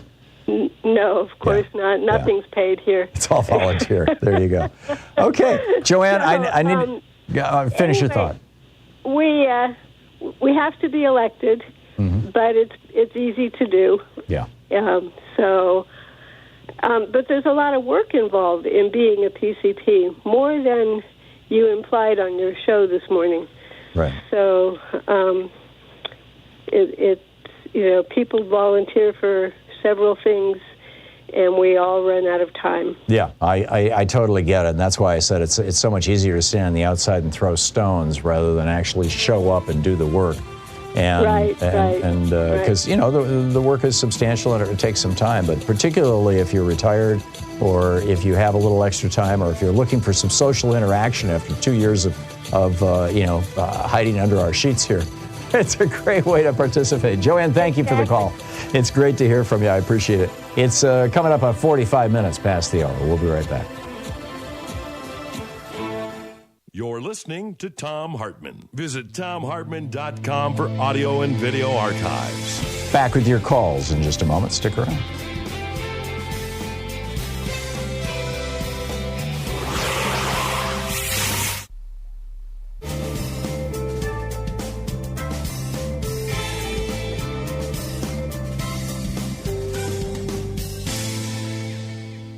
And welcome back. Kathy in Green Bay, Wisconsin. Hey, Kathy, what's up? I just wanted to talk to you a little bit about what you said about our governor wanting particular electoral maps. He didn't. He really didn't. What happened is that this went to our Supreme Court, and our Supreme Court said, you can make some changes to the map, but they shouldn't deviate much. We're not going to approve them if they deviate very much. So we have these horribly gerrymandered electoral Republican-favored maps, and the governor couldn't do much with them. So he did what he could. He didn't want those maps. None of us who aren't Republicans wanted those maps. But that's what he could do that our Supreme Court would allow. And even that, the U.S. Supreme Court said, no, we don't think so. Tony Evers is your governor, right? He is, yeah. So Tony Evers, a Democrat. So Tony Evers says, okay, we're going to try and make the best of a bad situation. We're going to tweak this map very slightly so that we can at least have this one black district, that'll most likely elect a black representative to Congress. And your Supreme Court, which is dominated by Republicans, said, yeah, it's okay with us. And then without a discussion at the U.S. Supreme Court, without debate, without public hearing, Brett Kavanaugh signs a shadow docket opinion that says, no, you're going to have to stay with the old, really terrible maps that came from the Scott Walker era. Do I have that right? Perfect. Jeez. That's exactly It's even worse than I thought it was. Kathy. That's why I called. It's worse than all of us thought it was. I totally get it. So, Kathy, what's next for the state? I mean, the Supreme Court has spoken. You're stuck with what you have? I guess. I don't know. I'm still in shock from yesterday, and I haven't read as much about it as I could. You know, I read John Nichols' article, but I don't know what the legislature is going to do. I don't know. We're stuck with this awfulness. Yeah. What's your sense of how politics are going in Wisconsin right now? You've got, on a statewide basis, the state elects Democrats. You've got a Democratic governor, you've got a Democratic Secretary of State, Lieutenant Governor, all that kind of stuff. But we also have Ron Johnson, so yeah, you're right, and he's up positive, and he's up for re-election this year. So, but statewide, you're slightly Democratic. But on the other hand, because of the severity of the gerrymander from 2000 and 2010, or 2010 in particular, you have a congressional delegation that is overwhelmingly Republican. I don't recall the numbers, but I recall that it's lopsided. And you've got Republican control of both the House and the Senate in Wisconsin, correct? Yeah. Do you see any of that changing? Is there a movement afoot? I'm not sure. We have a gubernatorial race this year, too. Mm-hmm. And there are a number of people who are running against Tony Evers. That scares me. Mm-hmm. We have an attorney general race, and there's a number of people running against Josh Call. That scares me, too. Yeah. So... primaries can be messy. Okay, Kathy, thank you for the heads up and for the informing me about the politics of a state that I don't live in, about Wisconsin. Thank you, Kathy. I appreciate the call. It's 49 minutes past the hour.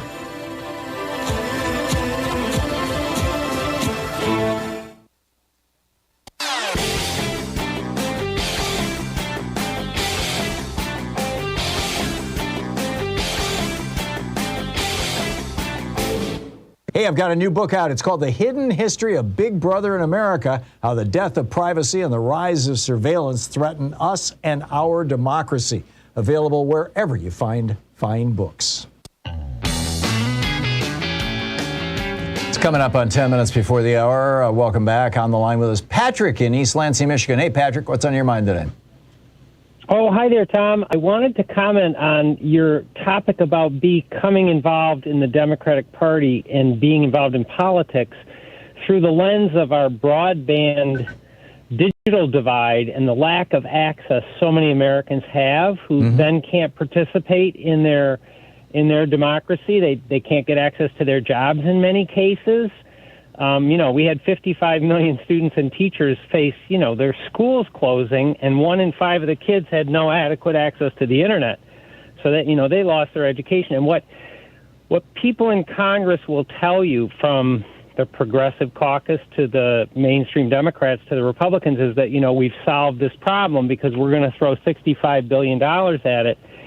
But the issue that I want to raise is twofold. One is that, if we don't treat broadband as a public service and as a utility that then becomes some sort of legal right, then we're not going to get the benefit of that money. It's going to be captured by the big telecoms, the big top 10 telecoms. I completely agree.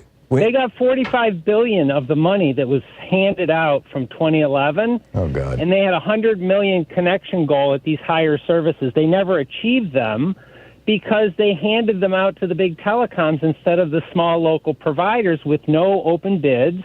And these big telecoms wired at the lowest level of service so they couldn't support broadband and pocketed the rest of the money. And so that's a big, big problem. And the reason I'm raising that is that right now we don't have affordability money to subsidize the average person who wants to get access to broadband and can't afford it. So even people in the inner cities and in rural areas, average person pays $84. That's actually a national average. And they can afford about $30. Well, we don't have an affordability program. And the reason I'm mentioning this is if you look at the states that will determine who's president, and you look at how many people are not connected, it's worse in the places that are the electoral battleground states. I mean, 23% don't have internet, and we don't even know who they are, and we don't even have an FCC that's counting them because they let the big telecoms off the hook, and they don't even have to report because they want to keep it all private so that they don't have competitors trying to sell to them. But I just want to give you this number to hold in your head about who's locked out of our system. This is from the USDA in 2021. Pennsylvania, 1.1 million people who don't have internet access. Ohio, 1.1 million. Michigan, 995,000, no internet access. These are homes with no internet access. We're not even talking broadband. So my question is, when will the FCC put the universal service mandate from the 34 Act, which opens up all of the requirements, that it be affordable, that all areas get it, and the FCC must do everything to promote it? And when will the big telecoms who own the Congress be forced by grassroots Democratic Party people saying, we can't have a strong party and we can't have strong politics if the big monopolists lock the average person out who's not coming to vote? Students, rural, poor, inner city, people who are low voting rates.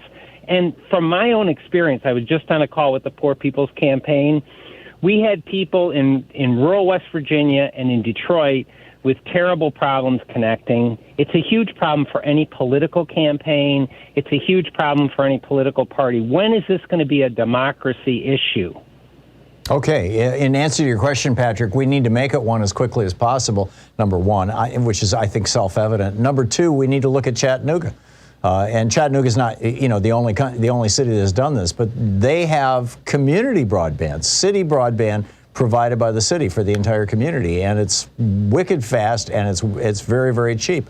In France, they enforce competition with regard to broadband. The New York Times did a piece about this a couple of years ago.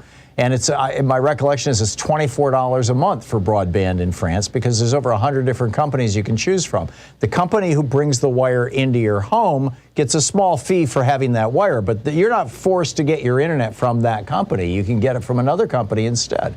And this is how it was in the United States for a while. This was, back when CompuServe and AOL were around, and people got their internet with dial-up modems over the phone. But it has changed, and we need to go back to that, to that aspect of net neutrality. Patrick, thanks for pointing that out. I appreciate it. Lee in Milwaukee, Oregon. Hey, Lee, what's up? Hi, Tom. I got a little surprise this morning on my doorstep. When I went outside, there was a very slickly produced flyer that's entitled Kurt Schrader's Progressive Scorecard. Oh, really? And underneath, and it wasn't from The Onion either. Under that, it says Planned Parenthood 100% and NARAL 100%. And on the other side of the card, it says, wrote the bill to lower prescription drug costs, which is the lie. I believe he wrote a bill sponsored by Big Pharma that didn't pass. Right.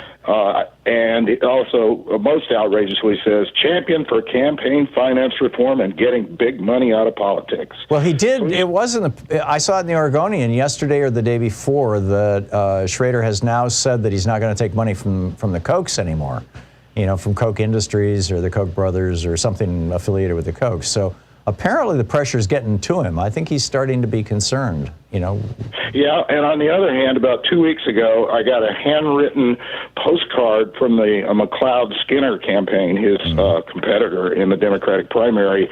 It was very effective. It was handwritten, and it just, briefly stated her issues, and much more effective than this garbage. Yeah, that's what we need to be doing. Yeah, thank you very much, Lee. I appreciate the call. Chris in Chicago. Chris, we have less than a minute. You got a quick one? Yeah, hey, Tom. I caught the tail end of what you guys are talking about in Arizona. I appreciate you taking my call. I guess I'm always at a loss to fully explain why requiring an ID or anything like that or registering maybe even the reason re-registering Republicans do this, ethnically. Chris, is because they're trying to throw as many obstacles in the past of voters as possible. We do not have a problem in this country with non-citizens voting. We never have had a problem in this country with non-citizens voting. So the bottom line is, if you want to do what Paul Weyrich suggested when he was helping run the Reagan campaign in 1980 and reduce the total voter population, as he said, as the voter population goes down, our leverage in the elections quite candidly goes up. If you want to do that, you throw as many obstacles as possible in front of people to vote, to register to vote, to show up to vote, to have their vote counted, to deliver their vote. You throw as many obstacles as you can. And that is the Republican Party's mantra right now. Coming up in the third hour here, Judge Jackson, would they be asking these questions if she weren't black and female? Geeky science? Or what about plastics in our blood? And Trump holding Trump accountable. Stick around. You're listening to Thom Hartmann. These companies support the Thom Hartmann Program. They are HelloFresh, the #1 meal kit delivery service. More info at HelloFresh.com, code TOM. The hidden history of Big Brother in America, how the death of privacy and the rise of surveillance threaten us and our democracy, by Thom Hartmann. More information at all book outlets. Wild Alaskan Company, 100% sustainable wild-caught seafood delivered right to your door. More info at wildalaskancompany.com/Tom. Cozy Earth, better sleep, better you. More info at cozyearth.com, promo code TOM. The latest views and opinions from U.S. politics and other fascinating subjects too, including cutting-edge science reports at HartmanReport.com. And Dinovite, a whole food supplement for your pet's immune system. More info at Dinovite.com.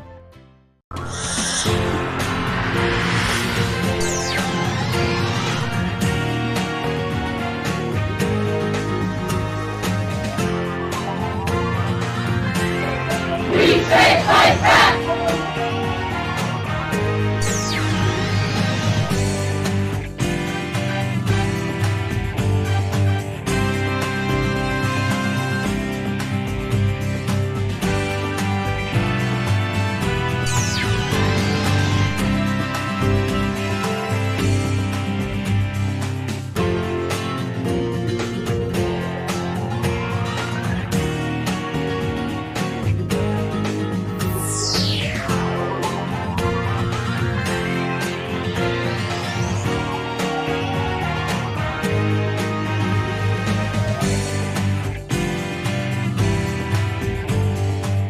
We have 2 days left, today and tomorrow, Thursday and Friday. That's it in this fund drive, in our spring fund drive, pledge drive here for Free Speech TV, with a particular emphasis, by the way, on inviting you to join our sustaining donor community.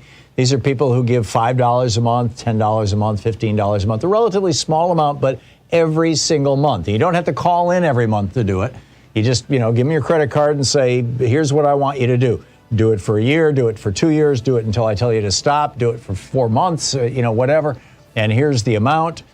And, it's pretty straightforward. They've got computers. They can automate all this stuff, right? And that provides that foundation, that floor for Free Speech TV that is so very important. And it's a critical time. It is very much a critical time. We are still behind on our pledge drive, but we're getting there. We're starting to catch up, and we're definitely trying to unlock that additional 10 grand that Frontline Funder Sandy in New Mexico is offering in memory of Storm Diana Townsend. So please call now, 877-378-8669. Next to your last chance to get that good feeling and that blessing, as it were, at least from me, thank you, for contributing to Free Speech TV. And I would like, this, of course, up to this point, my pitch here has been directed to those of you who have not yet contributed to Free Speech TV in this cycle or at all. And we would love for you to become members of Free Speech TV. But I would also like to say to the people who have, and I know a lot of you have stepped up, particularly during this pledge drive, thank you so much. It really means a lot to us. It means a lot to all of us here. I mean, not only does it help keep this program going and keep this network going, and just the normal, thank you for keeping our enterprise here operating, but also it means a lot to us because we believe in this message. We're doing this work every day because we believe in this message, not just for a paycheck. There are lots of ways to earn a paycheck. But I know that, Sean is here, Nate is here, Joyce is here, I'm here. The people all around the country and around the world, frankly. Nigel and Sue are in the UK doing a lot of work on this program. Nigel, our webmaster, and Sue putting together our daily newsletter that summarizes everything, every single link that we talk about. It's free, by the way. You can sign up for it over at thomhartmann.com if you want. It's like your homework every day. Randy Rhodes used to call that her homework. Perhaps she still is, but there are so many people who are, and the great folks, in our chat room who are, keeping track of that. There's just a lot of people putting a lot of effort into this program, and it's not because I'm passing out big bucks, and it's not because they're fans of Thom Hartmann. It's because this is such a critical time for our country, for our world, for our families, for our future, for our children and our grandchildren. It's such a critical time, and we really care about it. This is a labor of love as much as anything else. And so to those of you who have chipped in to help, thank you so much. It really means a lot. It means a lot to me and to Louise and to everybody else. Thank you so much. So, if you give right now, first of all, if you give $20 a month for a year, you can get the Free Speech TV banned book box. That's The Bluest Eye by Toni Morrison. It's a novel. The Mouse by Art Spiegelman, which is the story of his parents' experience in the Holocaust, illustrated with mice. And Beyond Magenta, Trans Teens Speaking Up by Susan Cookland. So you get those 3 books. With a $240 gift or $20 a month for a year. The other gifts are all, basically based on a one-time contribution, and they include, with a $20 gift, you've got the Free Speech TV Clear Sticker, or the Free Speech TV Bumper Sticker, or the Proud Student of Thom Hartmann University Bumper Sticker. With a $50 gift, there's the Free Speech TV Seed Bomb. You can celebrate Earth Day every day, and it's perfect for the spring. Right? This is the time of year you want this. Wildflower seed bomb. With a $75 gift, you have your choice of the Free Speech TV hat or the Free Speech TV mug. With a $100 gift, Free Speech TV will plant a tree for reforestation on your behalf. With a $120 gift, you can get a autographed copy of The Hidden History of Big Brother in America, How the Death of Privacy and the Rise of Surveillance Threaten Us and Our Democracy, my most recent book, or the Free Speech TV Solidarity t-shirt. With a $240 gift, as I mentioned, there is the banned books box or the virtual meet and greet where we just all get together on Zoom and hang out. That $240. And with a $1,000 gift, come to Portland and hang out with us. But bottom line, you have today and tomorrow. Last chance.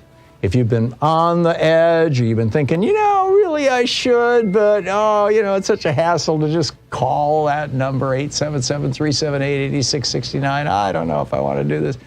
Are they going to sell my mailing list? No, we don't sell your mailing list. No, Free Speech TV keeps us very, very, in-house. Call now, please. Become a member of Free Speech TV. Ideally become a sustaining donor in our sustaining donor community.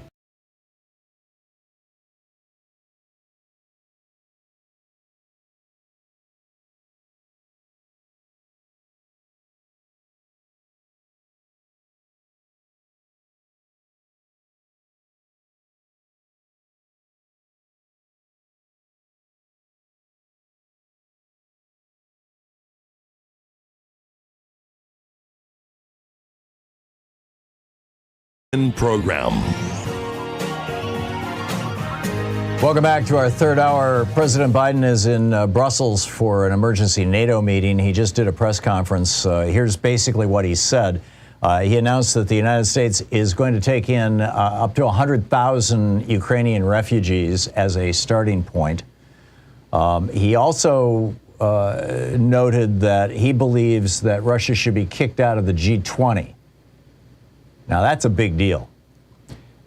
He also announced a new round of sanctions on more than 400 Russian individuals and entities, including members of the Duma of the Russian parliament, and officers, CEOs, and whatnot of Russian defense companies.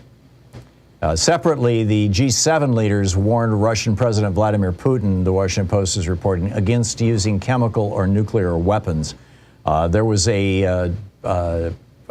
reports yesterday that Russia was using phosphorus, white phosphorus, in Ukraine. As far as I know, these reports are unconfirmed, but that is a war crime, a major war crime. White phosphorus, it's like napalm. I mean, it's designed to burn people to death, and it's just a hell of a lot hotter than napalm. So, number one.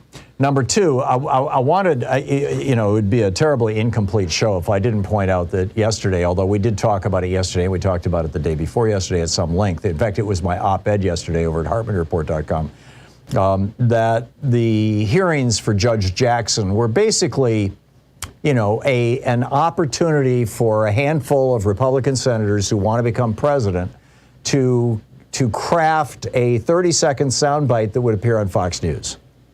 I predicted that yesterday. It happened last night, just exactly as I predicted. These Republican senators have no interest in determining whether Judge Jackson is qualified. By the way, she has more judicial experience than 4 people currently sitting on the Supreme Court. And clearly, I mean, compare her performance to Beer Bong Biff, right? Beer Bong Biff Kavanaugh.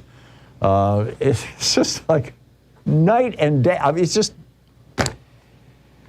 Anyway, Raphael Warnock, a Democrat from Georgia who's also black, he said, I do think it's a legitimate question to ask if these, and he's speaking of these Republican senators, would be asking these questions if she wasn't a black woman. Basically asking her to defend, the 1619 Project. Like, she has nothing to do with that. Oh, but it has a black woman who put it together. Don't you know? If she defends critical race theory. Critical race theory has, it's not even taught in our schools, and yet Marsha Blackburn kept saying, and Ted Cruz, critical race theory in kindergarten. Yes. This is all just grandstanding. And I might add, racist grandstanding by white Republican senators. Talking about parental rights, talking about mask mandates, talking about transgender women in sports. Everything they could do to try to just smear her and get that little 60-second soundbite. And it's frankly pathetic. It's a terrible reflection on today's Republican Party. It validates the point that I've made on this program over and over and over again, that the Republican Party has been captured. Not that there wasn't ever a shortage of racists and misogynists in it, but it has been captured basically, particularly since the Trump era, by neo-fascists who ground their love and hope for an authoritarian dictatorship in the United States in their belief that white people are the superior race and therefore should run everything, and that men are superior to women and therefore women should always be subordinate to them and do whatever they say. And, and their attempts to put this into law by rolling back Supreme Court decisions and passing legislation and grandstanding like this. I'm just,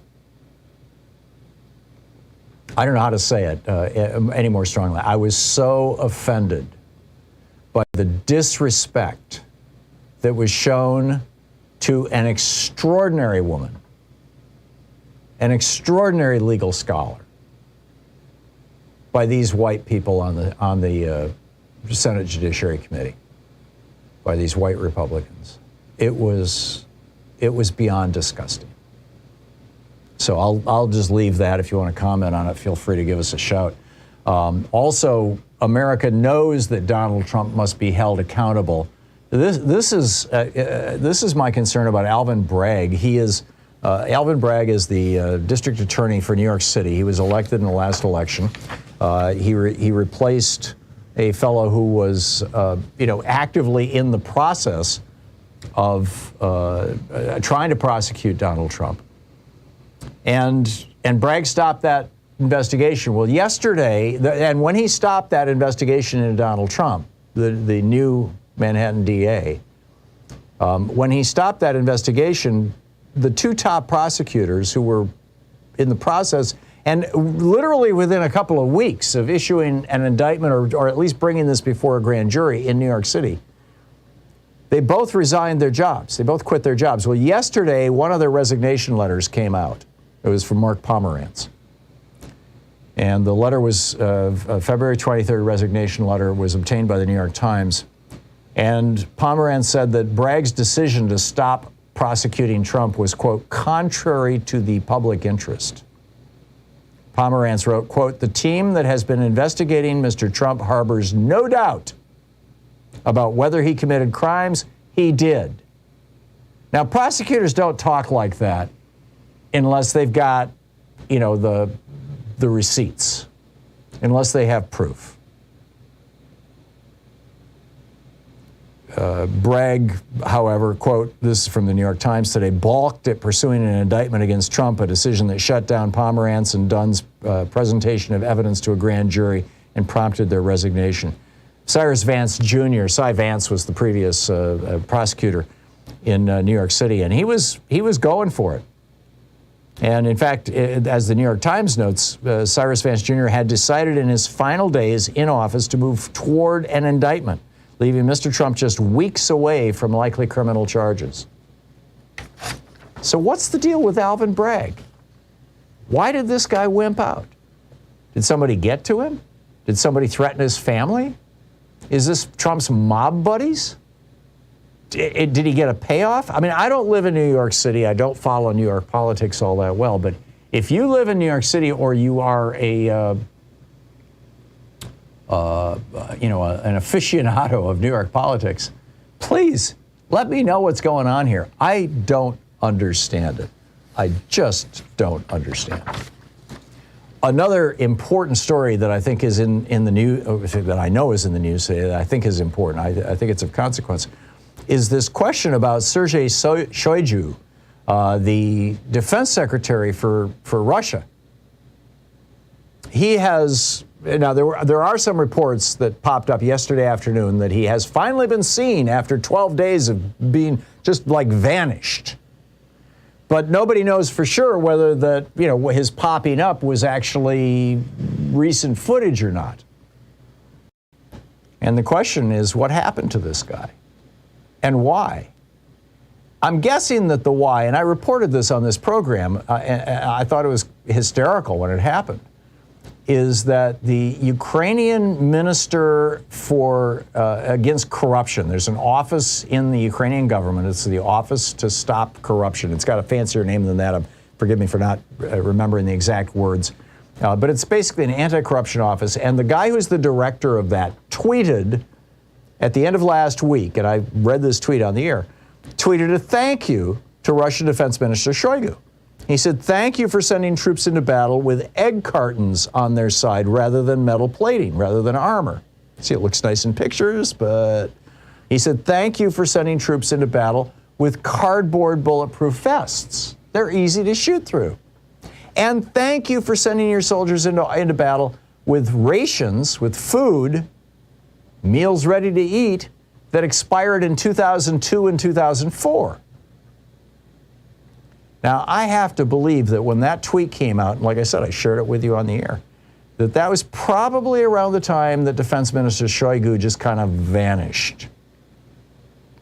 Former Russian Foreign Minister Andrei Kozyrov offered this on Twitter. He said, the Kremlin spent the last 20 years trying to modernize its army. Much of that budget was stolen and spent on mega yachts in Cyprus.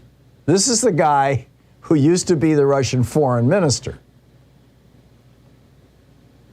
Shoigu, on the other hand, has no prior military experience, and most commentators say that he blames a lot. He bears a lot of the blame for this theft. The Ukrainian outlet NV recently accused Shoigu of managing the budget of the Russian Ministry of Defense like his personal piggy bank. And indeed, that appears to be the case. He owns a lavish mansion outside Moscow. It was photographed by Alexei Navalny's investigative team using high-tech drones, estimated value of $18 million. He also used his position to bolster his family's company. The company owned by Shoigu's daughter earned 2.1 million rubles and $1 billion rubles in state construction projects over 3 years. Corruption is what is hurting Putin in his war. This is the Thom Hartmann Program. This is why democracies are so much more resilient than autocracies or oligarchies, and why we need to protect ours.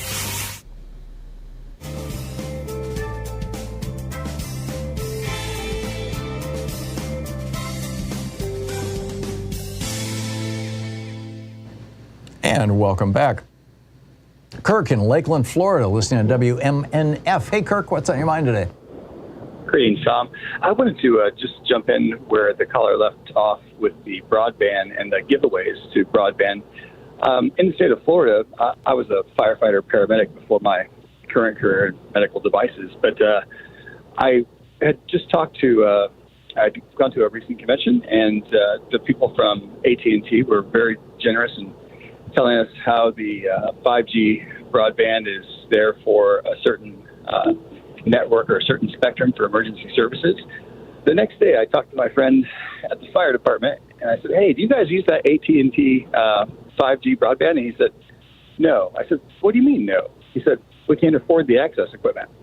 We can't afford the equipment in the fire truck to access the 5G band that the state taxpayers are paying for. You know who can afford it? The police departments, because they're always better funded than fire departments. Right.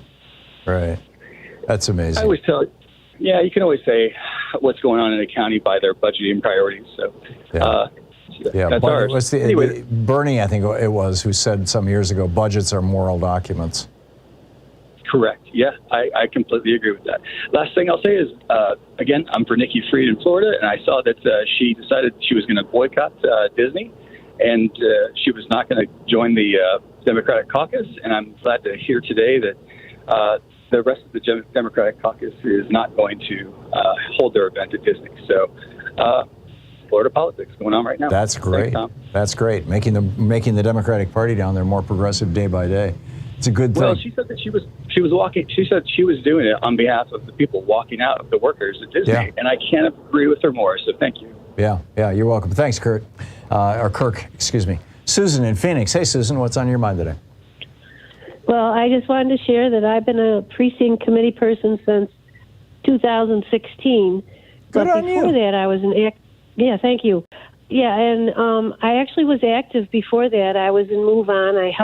I worked on the Obama campaign, and I helped to register people, and I was in the Latino area helping to register people as well. Never heard about being a precinct committee person until I met up with an old friend who was very active in the Democratic Party, and he shared that about being a precinct committee person. And it's really changed things, although this week in the Arizona Mirror, there was a good article on how being a precinct committee person is different when you're in the Democratic Party than when you're in the Republican Party. How so? One of the things they say is they really push them in the Republican Party.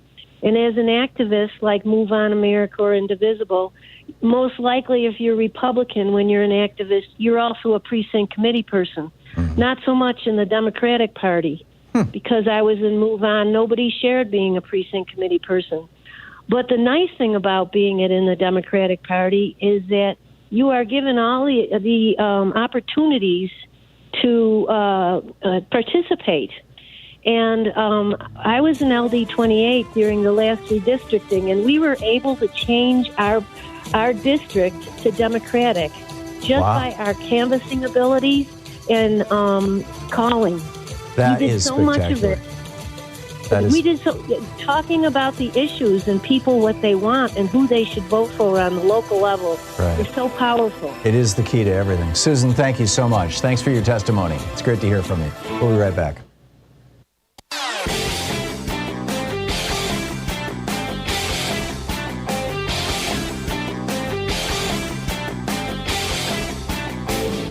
Change starts with you. You can be calling your Democratic or Republican representatives to let them know what you think by calling 202-224-3121. It's the Capitol switchboard. It'll get you right through to them. So did you hear the story about the three white guys, 20, 22, 24 years old, who just pleaded guilty to trying to attack power grids in three different parts of the United States? According to the Justice Department, their scheme was that they were going to bring down electricity for three basically major cities or major regions of the United States. And the theory of this program is sort of like what Tim McVeigh was all about back in 1990, I think it was 3, when he blew up the federal building. Their scheme was that doing so, cutting off the power to these cities. Well, this is from the Department of Justice. Quote, the defendants believed their plan would cost the government millions of dollars and cause unrest for Americans in the region. They had conversations about how the possibility of the power being out for months would cause a race war and induce the next Great Depression. They had suicide pills and everything. Why aren't we talking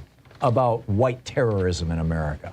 There's a video about this over at thomhartmann.com. Check it out.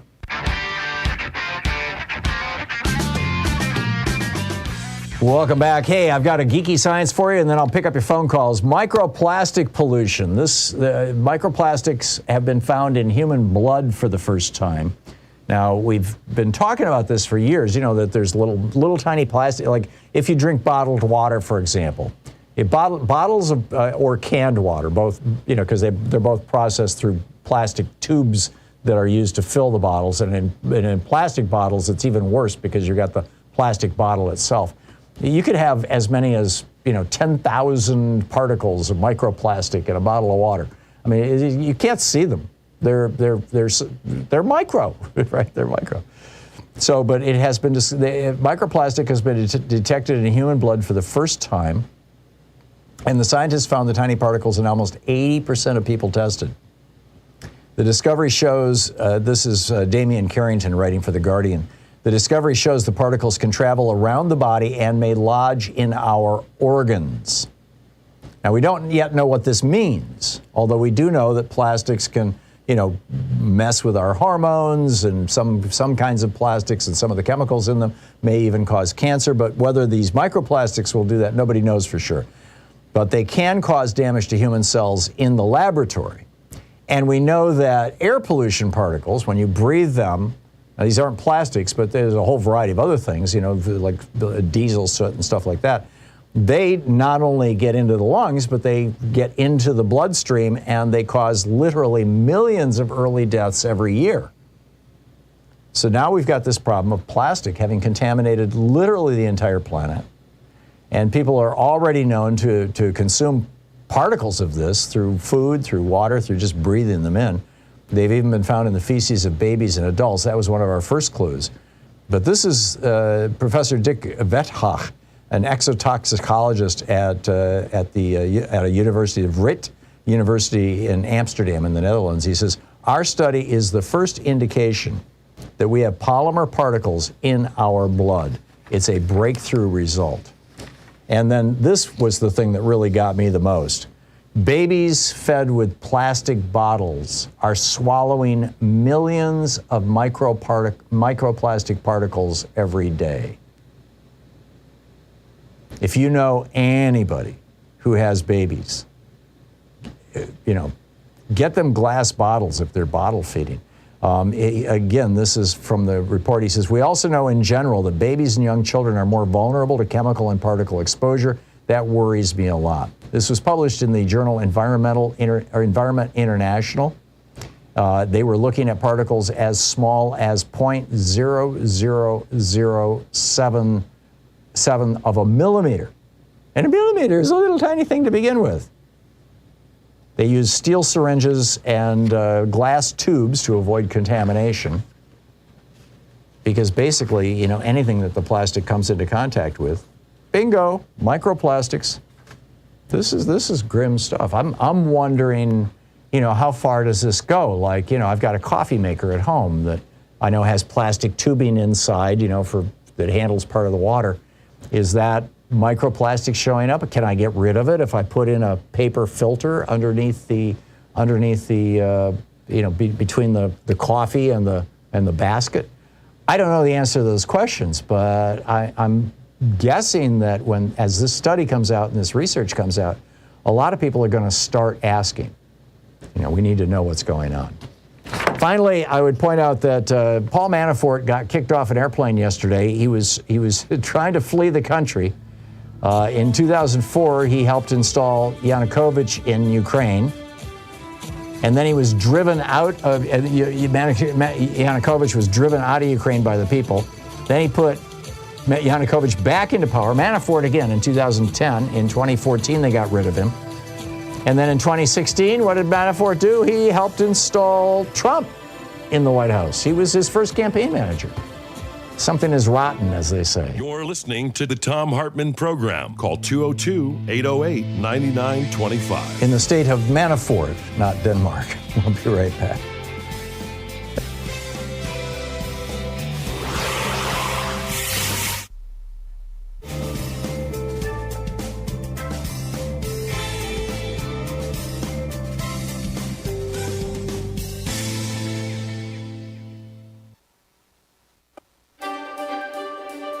Thom Hartmann University.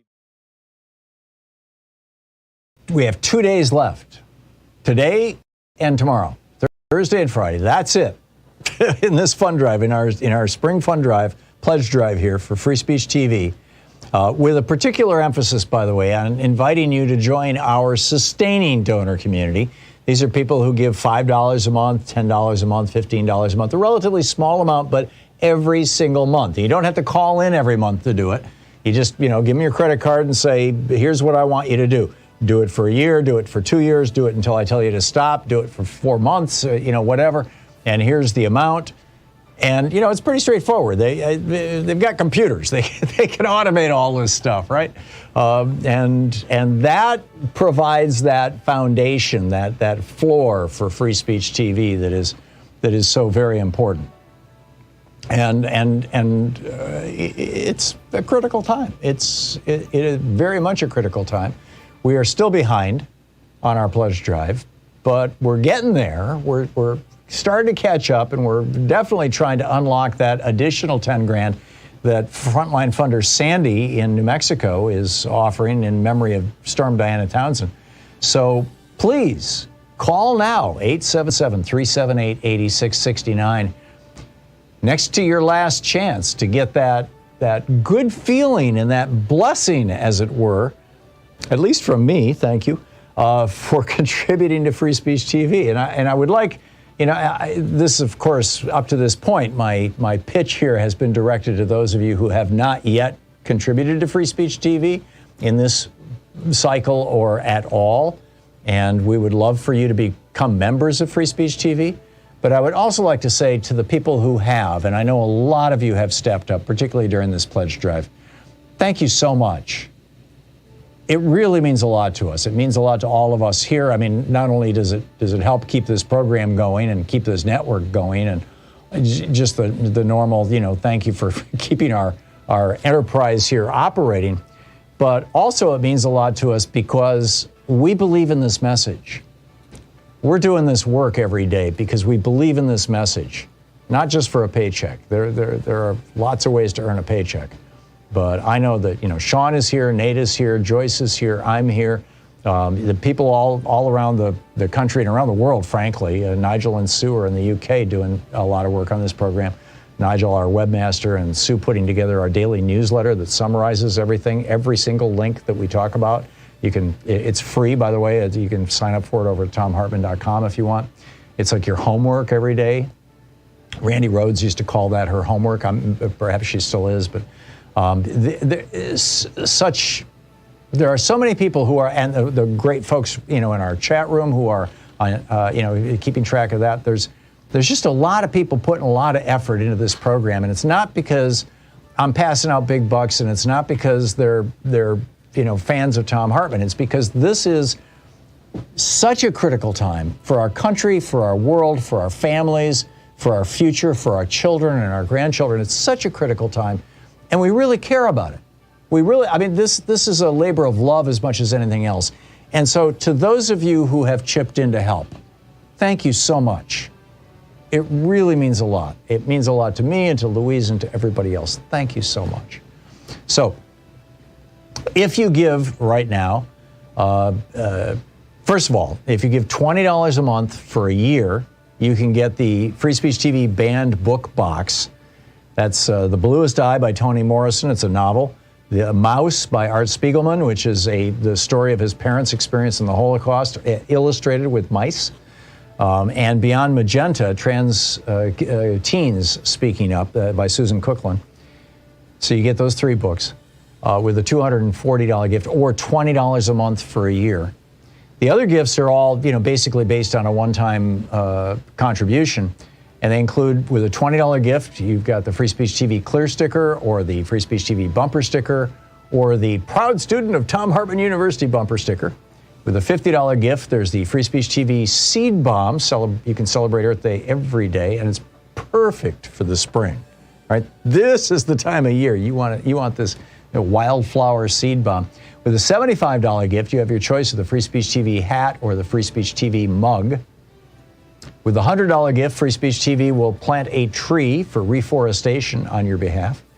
With the $120 gift, you can get a autographed copy of The Hidden History of Big Brother in America, How the Death of Privacy and the Rise of Surveillance Threaten Us and Our Democracy, my most recent book, or the Free Speech TV Solidarity t-shirt. With the $240 gift, as I mentioned, there is the banned book box or the virtual meet and greet where we just all get together on Zoom and hang out. That $240. And with a $1,000 gift, come to Portland and hang out with us. But bottom line, you have today and tomorrow. Last chance. If you've been on the edge or you've been thinking, really I should, but it's such a hassle to just call that number 877-378-8669. I don't know if I want to do this. Are they going to sell my mailing list? No, we don't sell your mailing list. No, Free Speech TV keeps us very, very, in-house. Call now, please. Become a member of Free Speech TV. Ideally become a sustaining donor in our sustaining donor community.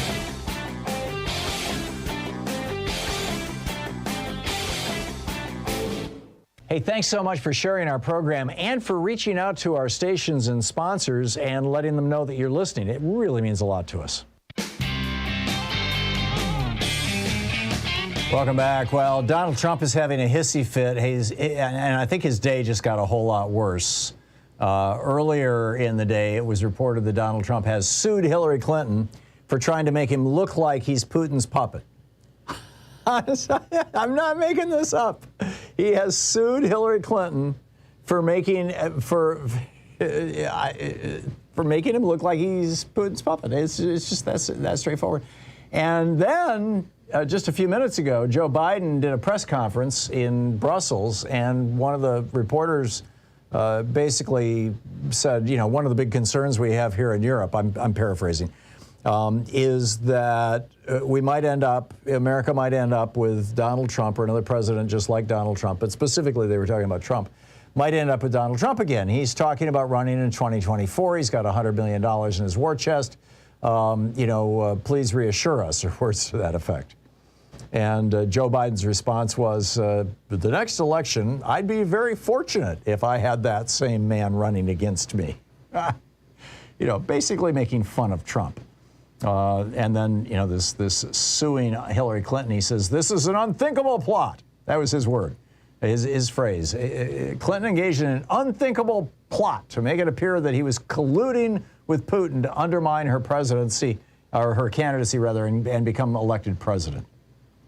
Under the guise of opposition research, data analytics, and other political stratagems, the defendants nefariously sought to sway the public's trust, the lawsuit states.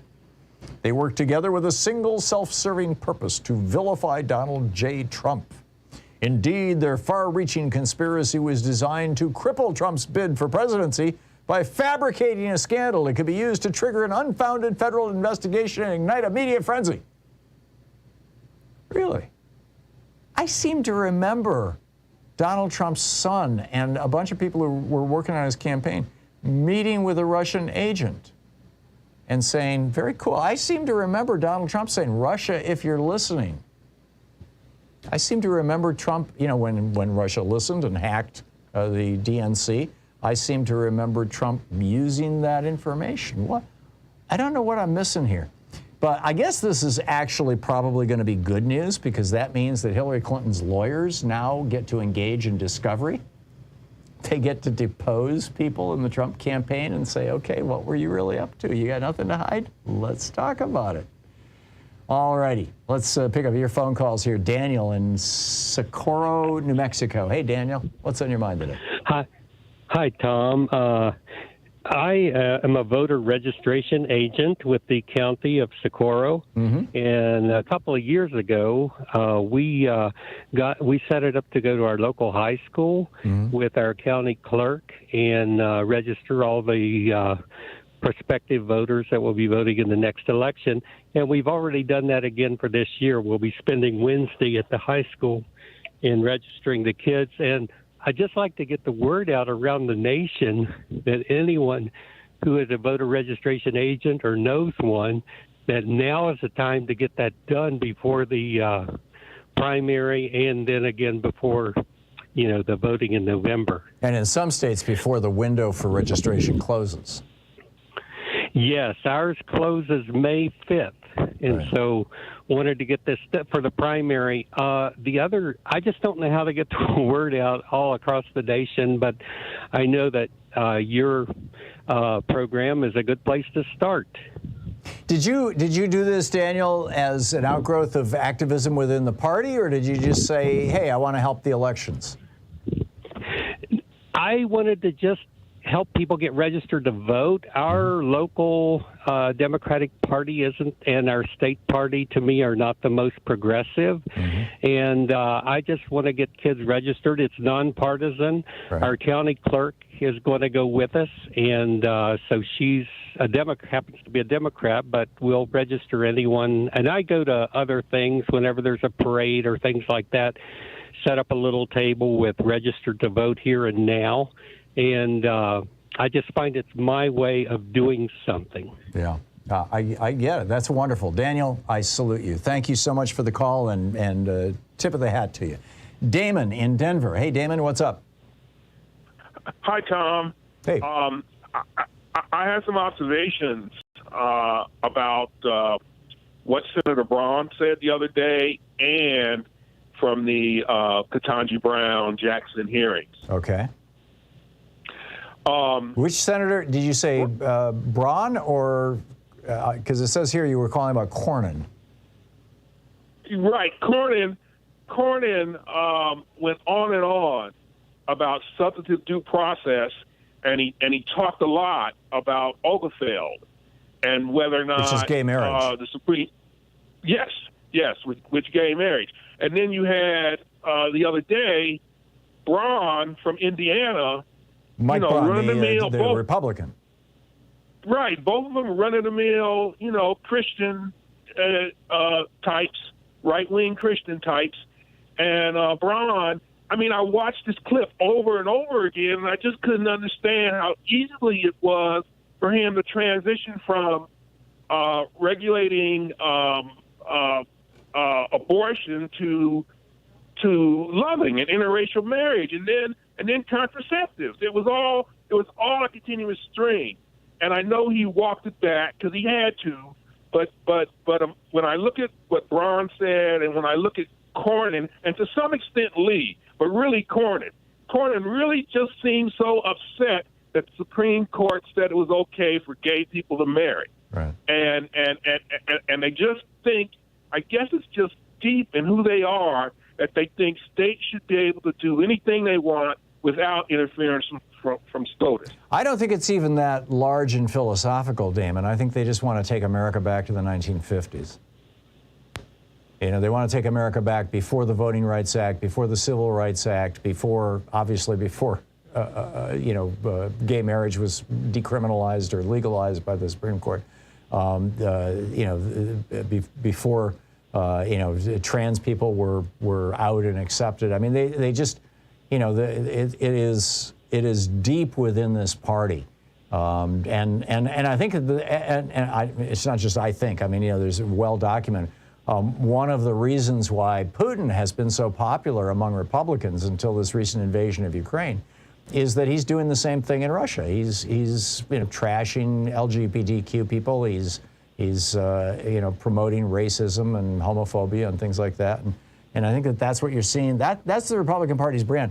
In fact, I would add as a kind of a codicil to our conversation about Ketanji Brown Jackson, Judge Jackson, that what we saw yesterday is how these people are going to be running for office in November of this year and in November of 2024. It's going to be all about race. It's going to be all about crime. It's going to be all about, and the pedophilia thing is, that's all QAnon stuff. They're just trying to bring in the QAnon voters. They're trying to bring in the racist voters. This is what they're going to be running on. These are their so-called issues. So, get ready. Damon, thanks for the call. William in Oak Lawn, Illinois. Hey, William, what's up? Yes, hello, Tom. Next time I call, I'll bring up something about the 50s, but today I want to talk about the New York District Attorney's Alvin Bragg. Yes. This morning I called the New York County District Attorney's office, and I talked to the lady there, and I expressed my displeasure at the case being closed, and also that I felt that something was suspicious was going on, and she said, "Oh, no, it's still open." And then she thanked me for calling. Then why did the two lead prosecutors resign and publicly,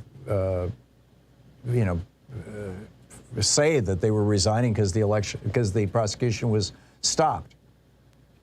Well, I couldn't tell you that and after all of that, but yeah. Maybe they're rethinking it. Maybe they're rethinking it. William, thank you for making that call. It's I appreciate that. That was a good one. All right. Thank you. All right, take care. Yeah, good talking to you. Sherwin in Brooklyn, New York. Hey, Sherwin, what's on your mind today? Hey, Tom, I just wanted to talk about the Ketanji Brown Jackson and the the information, the misinformation that's being spread about the that whole pedophilia thing. They start like Lindsey Graham and Ted Cruz, what they brought out there, that the red meat they're throwing out to their people. Right. And I happened to run into one of those people at the deli in Brooklyn today. Just buying a sandwich for lunch.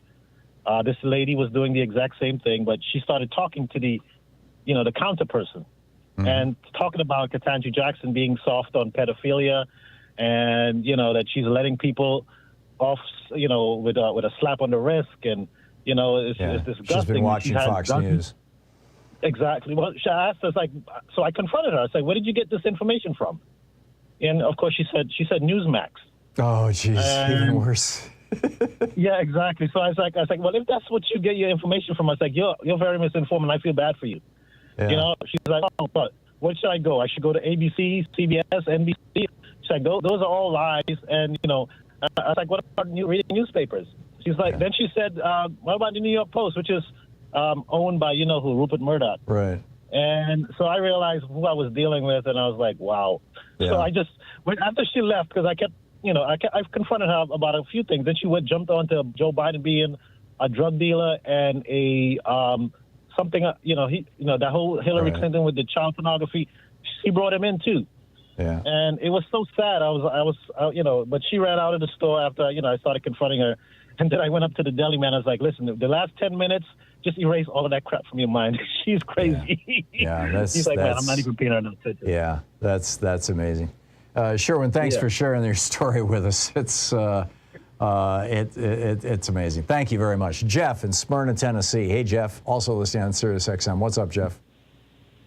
Hey, Tom, how you doing today? I was listening earlier when you were talking about Steve Bannon, and he's pushing people to go and get behind the Republican Party, whatever. To become precinct committee persons in the Republican Party. Yes, he's aggressively promoting that. And I salute him for doing it. I mean, we should be doing this on both sides, frankly, getting our people inside the party. It's just that nobody in the Democratic Party is talking about this, to the best of my knowledge, except me. Yeah, I hear you. But my question is about Steve Bannon in general and a lot of those people on the right. Now, I have some good friends. I play in a band with guys, and they're hardcore right-wingers. The four other guys, they're all hardcore right-wingers. I didn't know they were lunatics until they started supporting Donald Trump. And I know they're not stupid people, but they believe everything he says. They think he's good for America. I know he's a shyster. He's in there just to grab whatever he can get, and he's lying about everything. He doesn't care about abortion. He doesn't care about guns. He just say whatever he can to get elected. Steve Bannon is pushing all this stuff. He's trying to run the Republican Party. Does he think he's actually doing good for America and people, or is he just a shyster like Trump? And I know my friends are not. They really care. They're Christians. They go to church every Sunday. No, I got it, Jeff. They believe that it's good for America. Does Bannon? Yeah, I agree with your assessment of Trump, that he's a con man and that, being president was just another con for him. But I think with Bannon, I mean, I don't know Steve Bannon personally. I've never met him, and I've only listened to a few of his podcasts. But my guess is that he and many of the other true believers actually are authoritarians. In other words, they really do want, a government that is hierarchical, where there's a power figure at the top. They want to be protected by a strong father figure. This is not uncommon. This is, it's taken down several countries in the past, sadly, but it's not uncommon. It's about maybe between a fifth and a quarter of our population feels that way. That they want this strong father figure. They, as opposed to the nurturing family, which is typically the Democratic view of how things should be in America. They want an authoritarian, strong father family. And well, then why do they keep screaming about freedom? That's the antithesis of freedom. It doesn't make any sense. Well, I would say, Jeff, that people who don't have a good job or don't have access to health care or don't have access to a good free education are not free. On their side, they would say that people who live in a country where crime isn't completely under the thumb of the authorities are not free. So, it's a dueling definitions here. Listening to Thom Hartmann. Visit ThomHartmann.com for audio and video archives. 48 minutes past the hour. We'll be back. Stick around.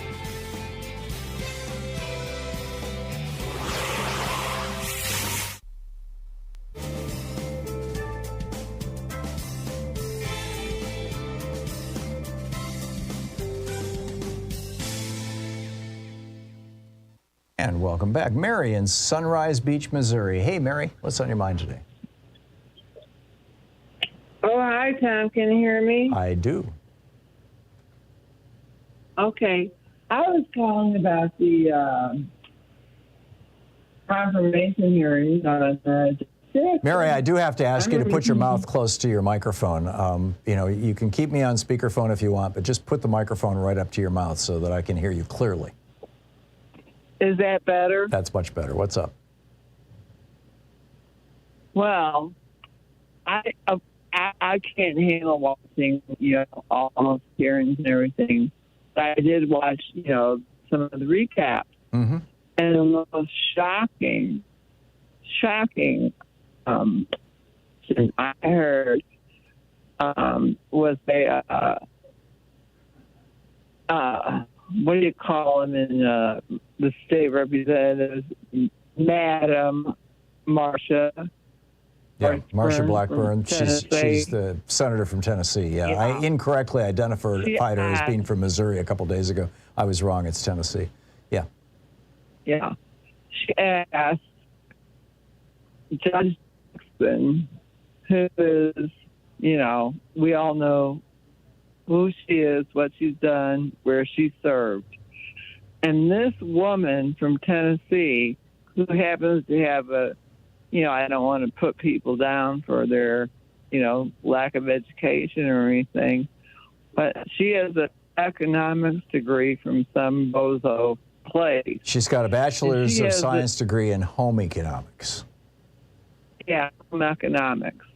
And so she has the nerve to ask this woman that's so brilliant, what is your definition of a woman? Right. And that shocked me to the, pit of my, whatever. Well, where she was going with that, Mary, is she was trying to open the door to a debate, or either to get the judge to get the judge to take a position on trans people, on whether, and now their whole thing. I mean, for a while it was trans people in bathrooms. Now it's trans people in sports. But this is what Republicans do. They look for the most vulnerable people among our population, and the people who have, at least for the white majority, the straight white majority that make up the base of the Republican Party, who are least likely to have ever interacted with them. So those people have no empathy and no understanding of these folks. Those are the people they go after. That's why they go after, refugees who are trying to come into our country who have brown skin. It's why they're going after trans people. It's why they used to go after gay people. They don't go after gays and lesbians quite as much anymore because family after family is discovering that, oh, gee, that's Uncle Ralph or that's Cousin Susie or whatever. And so it's not as easy to do in the Republican Party or in politics in general any longer. So, but it's, having a trans person in your family, it's much more rare. So, hey, let's go after them. This is what they do, Mary. They are looking for people that they can essentially victimize. These are bullies, these Republicans. There's just no other way to say it. We'll be right back. It's 52 minutes past the hour. Stick around. I'll be back with you in 60 seconds.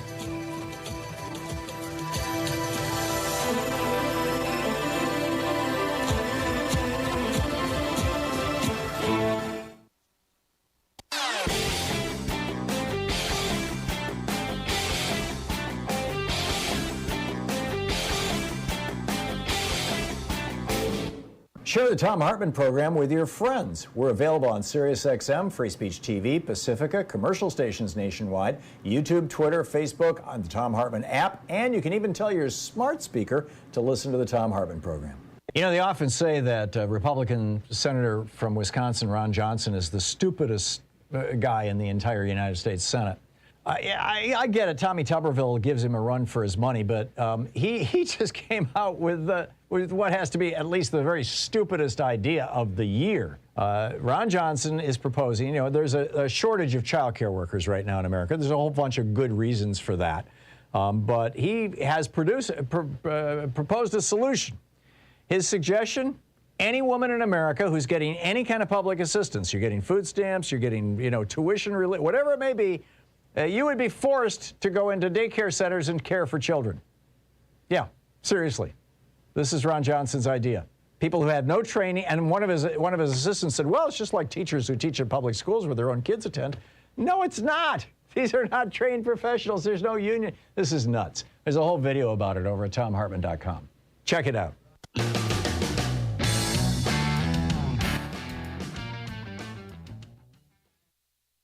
Hey, Bill, what's up? Yeah, hi, Tom. I'm back to the idea of the war, and I'm just wondering why the Ukrainians don't have some kind of an underground, like Nazi hunters, going after these oligarchs, going after their families. And I don't mean just taking their yachts away and their villas. I mean killing them, and put the fear of God into each one of them. Starting, you have a pyramid. Start with Putin at the top. You could put Tucker Carlson on that pyramid. Yeah. Well, this is something that who was the Republican who was calling? Oh, it was Lindsey Graham was calling for this the other day. The danger of that bill, and whether the Ukrainians do it or not is really a very different thing than if Americans do it or not. I don't mean from a country. I agree with you. Yeah. So because once you start sanctioning killing the leaders of other countries, you've basically said, oh yeah, and by the way, if you don't like our president, that's a legitimate thing. I don't know if the Ukrainians are or aren't or what they're up to. I know that they have a healthy underground, as it were, a healthy number of people who are out there on a regular basis, trying to do whatever they can to fight for their country, and God bless them. Thanks for the call, Bill. Vicky in East Stroudsburg, Pennsylvania. Hey, Vicky, what's up? Hey, Tom. I just wanted to comment on the thing about finding glass in babies' blood. Microplastics. And microplastic. There's a way to avoid that, and I know not all mothers can do this, but the more mothers breastfeed, the less they'll have to worry about that. You're absolutely right. And I just wanted to put that out there as something to think about. Not only is breastfeeding, not only are you providing your child with, food that is pure and hasn't been processed in giant factories with plastic tubes and things, it's also nutritionally perfect. I mean, it's literally 3 million years of human evolution, fine-tuned human breast milk down to the point where it is the perfect food for human babies. And, giving human babies cow's milk and things, I get it. Some women, like you said, can't breastfeed. But otherwise, wow, we really should. Vicki, thank you so much for the call. Thanks for being with us today. We'll be back tomorrow, same time, same place. In the meantime, don't forget democracy is not a spectator sport. It requires all of us, and that includes you. So get out there, get active, tag you're it. There's so much you could do. Become a precinct committee person. Seriously. It's available to many people. There's a lot of open spots out there. So get out there and do it. And have a great day. Be good to yourself and the people around you, and pray for peace in the world. You've been listening to Thom Hartmann. For audio and video archives, visit thomhartmann.com.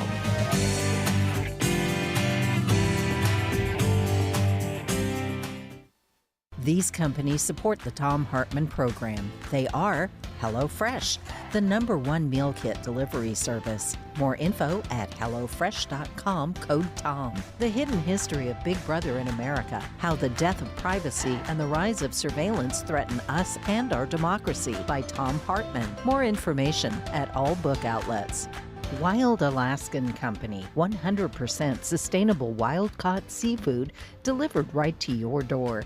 More info at wildalaskancompany.com/Tom. Cozy Earth, better sleep, better you. More info at cozyearth.com, promo code TOM.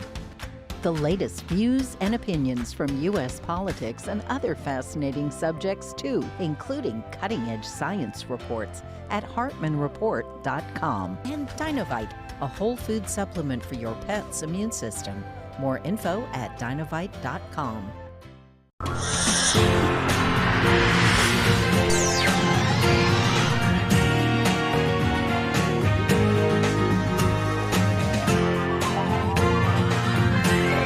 We say fight back!